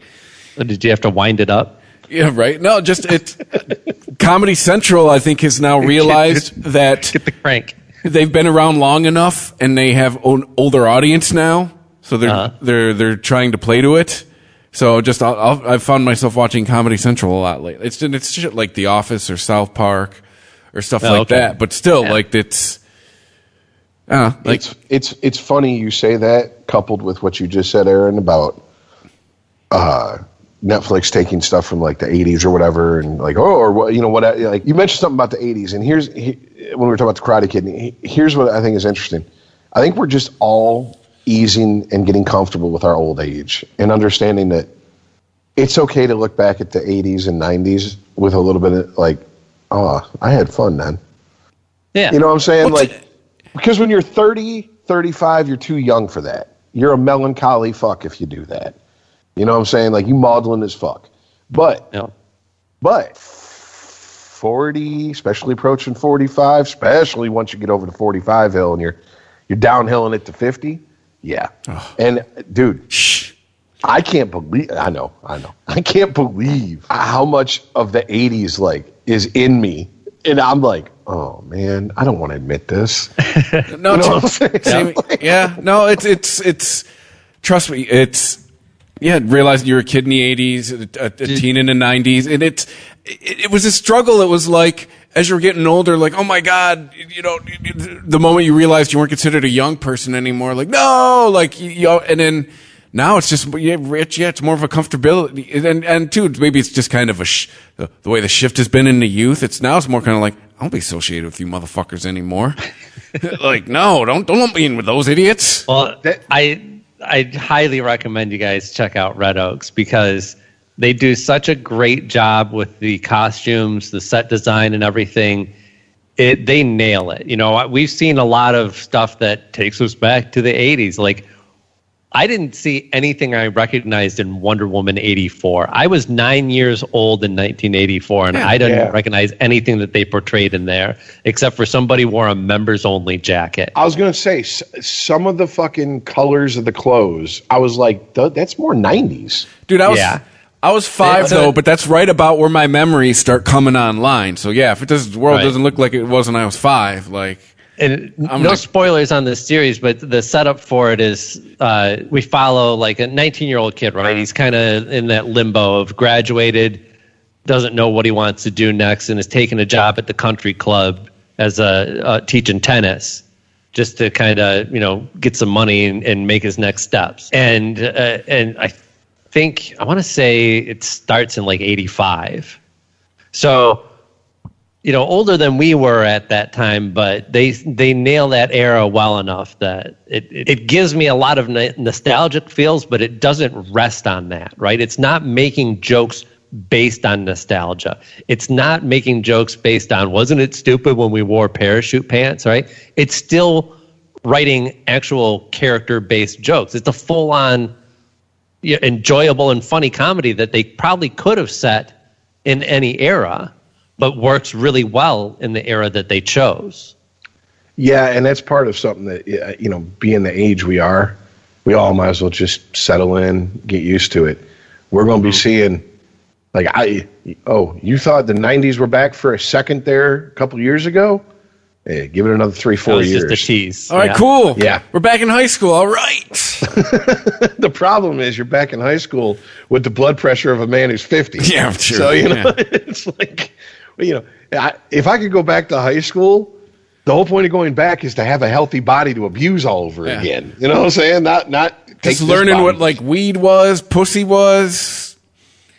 You know, older people to buy you beer. Yeah, I will say the music was way better, way more eclectic, at least, especially on the radio. That's not that is an objective fact. But preaching to the choir, brother. I think as I get older, the saddest person I know in my group of contemporaries are the people who try to not hang on to their youth. That's sad enough as is. It's the people who try to act like they're one of the youth, but they're like my age. And I'm like, stop it. You're not cool. First of all, you're trying to be cool. You know what that means? You know what that tells me? You've never been cool. There's no trying in being cool. Yes. Yeah. Like, I don't try to have a big. You're like Yoda. Yoda doesn't try to be cool. He's, you are, you aren't. It just is. Yeah. Exactly. You know, you don't try to have a 10-inch dick. You just have a 10-inch dick. Yes. You know what I'm saying? Like, maybe if I rupture myself, I'll get a couple inches. You know, like it doesn't work that way. So, like I see so much of it now, and I'm just like, this is so pathetic. God damn it, I understand in Western society we fucking fetishize youth and childhood to the point where it makes, even when I was a child, it made me sick. But it's okay to get old because with age comes wisdom, knowledge, you hope. I mean, maybe we're so soft these days we don't learn anything anymore. But, you know, I haven't lived Giving exactly less of a fuck is a blessing.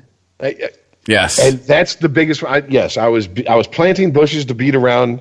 Oh, okay. To get to that point. No, absolutely. Thank you. You know, brevity is not in my, it's in my vocabulary, but I don't practice it. No, absolutely. I don't care. I don't care. I've like, just real quick, and Aaron, I had heard through the grapevine you were doing this with your kids during, you know, the last year when we were in the midst of this shit with the pandemic, that you were playing D&D with them, right? No, I'm not role playing with them. I've played other things with them. Oh, okay. Chris said D&D, but D&D just means role playing, I guess, to Chris. Yeah, way to be specific, asshole. We haven't done any actual role playing. That's kind of like that's the reason. Like I'll play Among Us with them or other, video games and stuff like that, board games. I've definitely looked for plenty of different ways where I can, just have engaging family time with them. The role playing, that if I try and get in on that, that's me horning in on their clique, and I don't want to disturb that. Gotcha. Okay. Rich, it may have been like they hosting a game night or something like that. Yeah. Gotcha. Well, I mean, like I used to do that when I was a kid. I was really into it. I did as an adult. Like, oh yeah, so did I. Yeah. Well, here's the thing. Like that was like 7 to 10 or 11 was my role playing age, where I was really like I was just absorbing everything. D&D, Robotech, Teenage Mutant Ninja Turtles, anything you could give it to me, and I'd learn the system. But then at 10, I really started playing guitar, and then not long after, drugs and pussy were introduced. And I'm sorry, I like a nice 20-sided die, but drugs and pussy are going to fucking trump that every day and twice on Sunday. So, but now that I'm older, I'm like, I don't give a fuck. Yeah, you can go play a role-playing game, nerd? Yeah.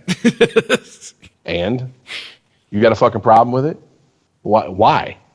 God forbid other people have fun, right? Why? What are you doing? Fantasy football? Yeah, and once again, never was a fantasy football guy until we started the sports podcast. I still didn't shit on people for enjoying it. Now, I'd freely admit, I don't get it. I mean, to me, if you root for a team, you root for a team. And Chris, thank you. By introducing fantasy football to my life, you've turned me into a mercenary now when it comes to fucking football players. I'm just like, I don't give a fuck whose team you on. You're averaging that off the squad. It's numbers. Yeah. Yeah, but, that's not watching my team play. When my team plays in the Super Bowl this year, which they are going to do, believe me, whether I drink 5 beers or 50, I'm drinking, and I'm going to have a good time. But at the same time, next season, when we start fantasy football, I'm back to crunching numbers. Yeah. What have you done for me lately? Yeah, when I'm in fantasy mode, I'm in fantasy mode. And then when it comes time to watch the games, I do my best to forget I have a fantasy team and I watch my team. But no, seriously, like, all bullshit aside, but that's what I'm saying. I think that's a freedom that gets lost that we don't talk about in society, especially amongst each other, especially guys amongst each other as they get older. At least in my experience, where it's just like, man, I don't give a fuck if you, whoa, that's boring, that's stupid, that's gay. Okay, I don't give a fuck. And that's your opinion. And first of all, even if I was gay, what the fuck's it matter to you? I don't want to fuck you. That's all that should matter. You know what I'm saying? So I don't see what the problem is here. And it's nice. It's a level of don't give a fuck I'd forgotten I had in me. You know, and it's like, and if this is what getting old's like, feels good, man. I'm starting. Yeah. I'm that meme. I'm the feels good man meme. I'm like, oh, you're Pepe. It's problematic, Rich. By the way, Aaron, I know you're not a sports guy. OG but a local, Pepe, not the rebrand. Yeah, a local sports memorabilia store used Pepe in one of their online ads. Did they? And he was dressed up at Detroit. First of all, watch this. Sports fans, hang on to your hats. Aaron, you don't watch sports, correct? Right. Yes. Are the Detroit Lions a good football team? Not from what I hear. Not for a long time. And this is a motherfucker who would just wear a sports T-shirt. You know what I'm saying? Yeah. They would say the word sports on it. It could be water. It could be polo. We don't know. We don't know what he's into, you know. But, well, they had him dressed up in all Lions gear, sticking a fork in a light socket. And it said, "This is what it feels like to be a Lions fan." And I was like, oh, they used the symbol of white supremacy just to advertise their, and it was a joke. Chris can back me up. I sent it to the group chat for Sporgy. Oh boy, as a joke.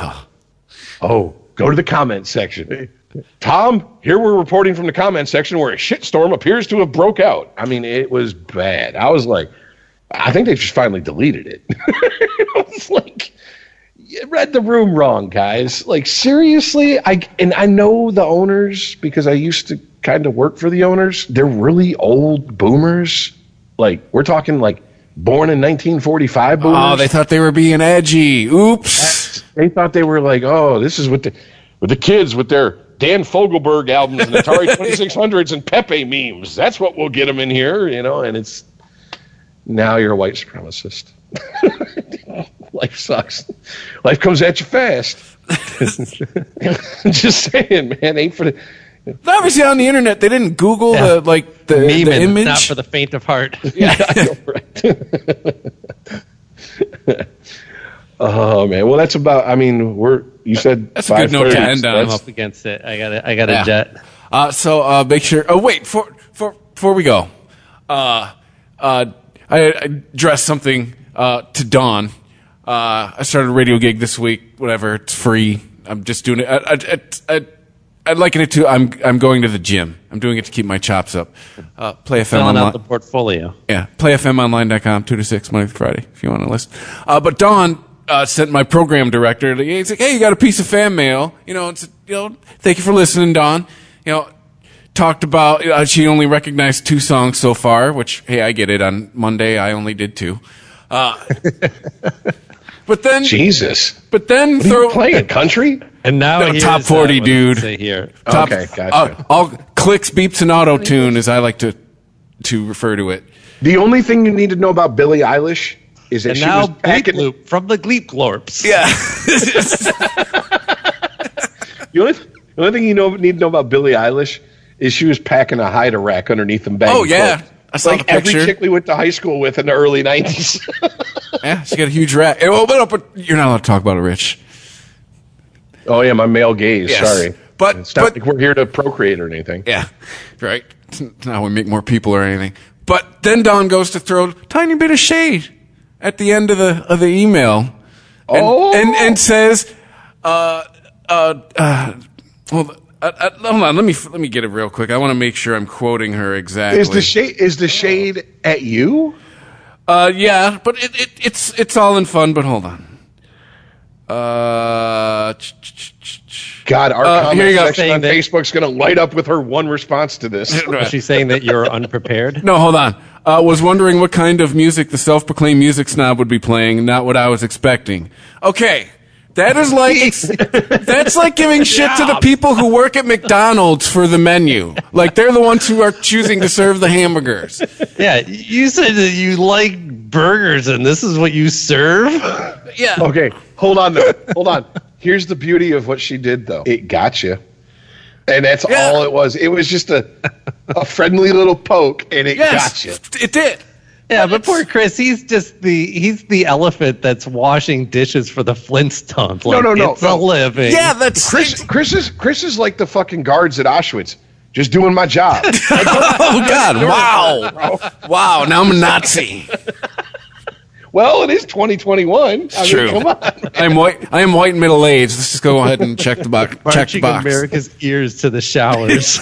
You're just all you do is play fucking "Rock Me Amadeus the German version on loop. It just sounds like Nazi German experiment. I should. But my whole point of that, Don, is to pull the curtain back a little bit. The people on the radio don't get to pick the music they play. No, they don't. WKRP in Cincinnati lied to you. Yes. If you're lucky, maybe once a week on a shift. When I was the music director of a radio station, I didn't get to play the music I played during my shift. If you're a real Johnny Fever, you'd go rebel. Right. Yeah, then you get fired as well. Yeah. Hey, it worked. Well, we had some midnight DJs who, when I worked midnights, I used to call in and be like, especially once I went to Specs, and I would call Screaming Scott. That's another Specs alum that it's the school Chris and I went to for broadcast. I'd call, I know, you're supposed to, you got the playlist in front of you, but can I hear something? And he's like, how do you know about that? Well, I went to Specs too. I had to show off a little bit. But yeah, I'd call in. He's like, you're lucky I'm on the midnight shift or else I couldn't do this. I'm like, yeah, I know. Because I've been booted off the radio. The country radio station at Specs had like 3 songs that I ever would listen to. Yeah. Rusty Cage by Johnny Cash. And what else? Top. Because that was one of mine. I remember. It was, okay, here's the bitch of it. Just real quick. It was all contemporary country. The only reason we had that Johnny Cash song, that's the only Johnny Cash song we had, by the way, was because it had come out as of 1999, rather recently. That was one of the stations still on carts, which, by the way, Specs lied to us. I never saw a cart after graduation, by the way. Dude, Kernan told me that in the exit interview. He's like, he's like, you guys kind of got, we went full digital for radio. Well, they were trying to say, like, you were going to run into this in smaller markets. Dude, I mean, I only went to one, but I was in several states. I never saw a cart after graduation. Everything was on computer at every station I've ever been at. I have 4 friends who went to Specs, not in our class, but went to Specs and are in the industry. And I've asked them, had long drunken conversations with them. And I was like, anything they taught us of all this old school shit, what have you used? And they're like, Farm Report, that's it. Yeah. Like, even the stations where we were still firing CDs on CD players, the commercials were still all digital. Well, dude, first of all, who the fuck is... Let's wrap this up and then we can have radio chat. Yeah, sorry. Gotta go. Right. Adam Regimented Pod on Twitter. Follow us. Like us on Facebook. You can email on regimented@christophermedia.net. Go to christophermedia.net. Hit the Amazon banner, PayPal button, all that fun stuff. And then, Amazon Music, Audible, Apple Podcasts, Spotify, Google Podcasts, Stitcher, iHeartRadio, YouTube. We're everywhere. All right? We're like God. If you read the Bible, we're omniscient. Wherever you get a podcast, we're there. We're like God. We watch you masturbate, yet sleep through the Holocaust. Yes. Just like God. Yeah. On that note, we'll see you next time. See ya. Later, guys.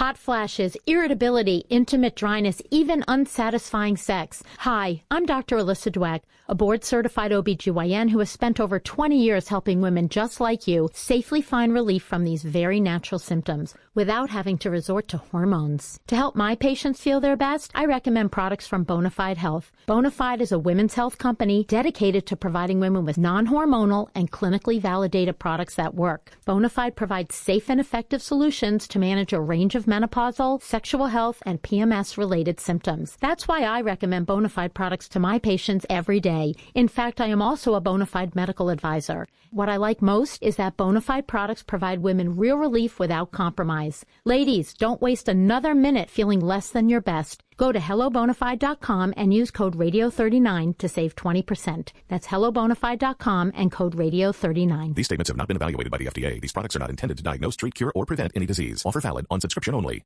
Hey, Cousin Sal here, bringing you an exclusive FanDuel Sportsbook offer for the big game. All new users are getting an exclusive 55-1 odds boost on either team to win the big game. Max bet $5. That means you could turn a $5 bet into $275 if your pick wins. Sign up today at FanDuel.com/Sal. 21 plus and present in New Jersey. New users only. Must wager on designated boost market. $10 first deposit required. Max bonus $275. See terms at sportsbook.fanduel.com. Gambling problem? Call 1-800-GAMBLER. Unregimented. ChristopherMedia.net.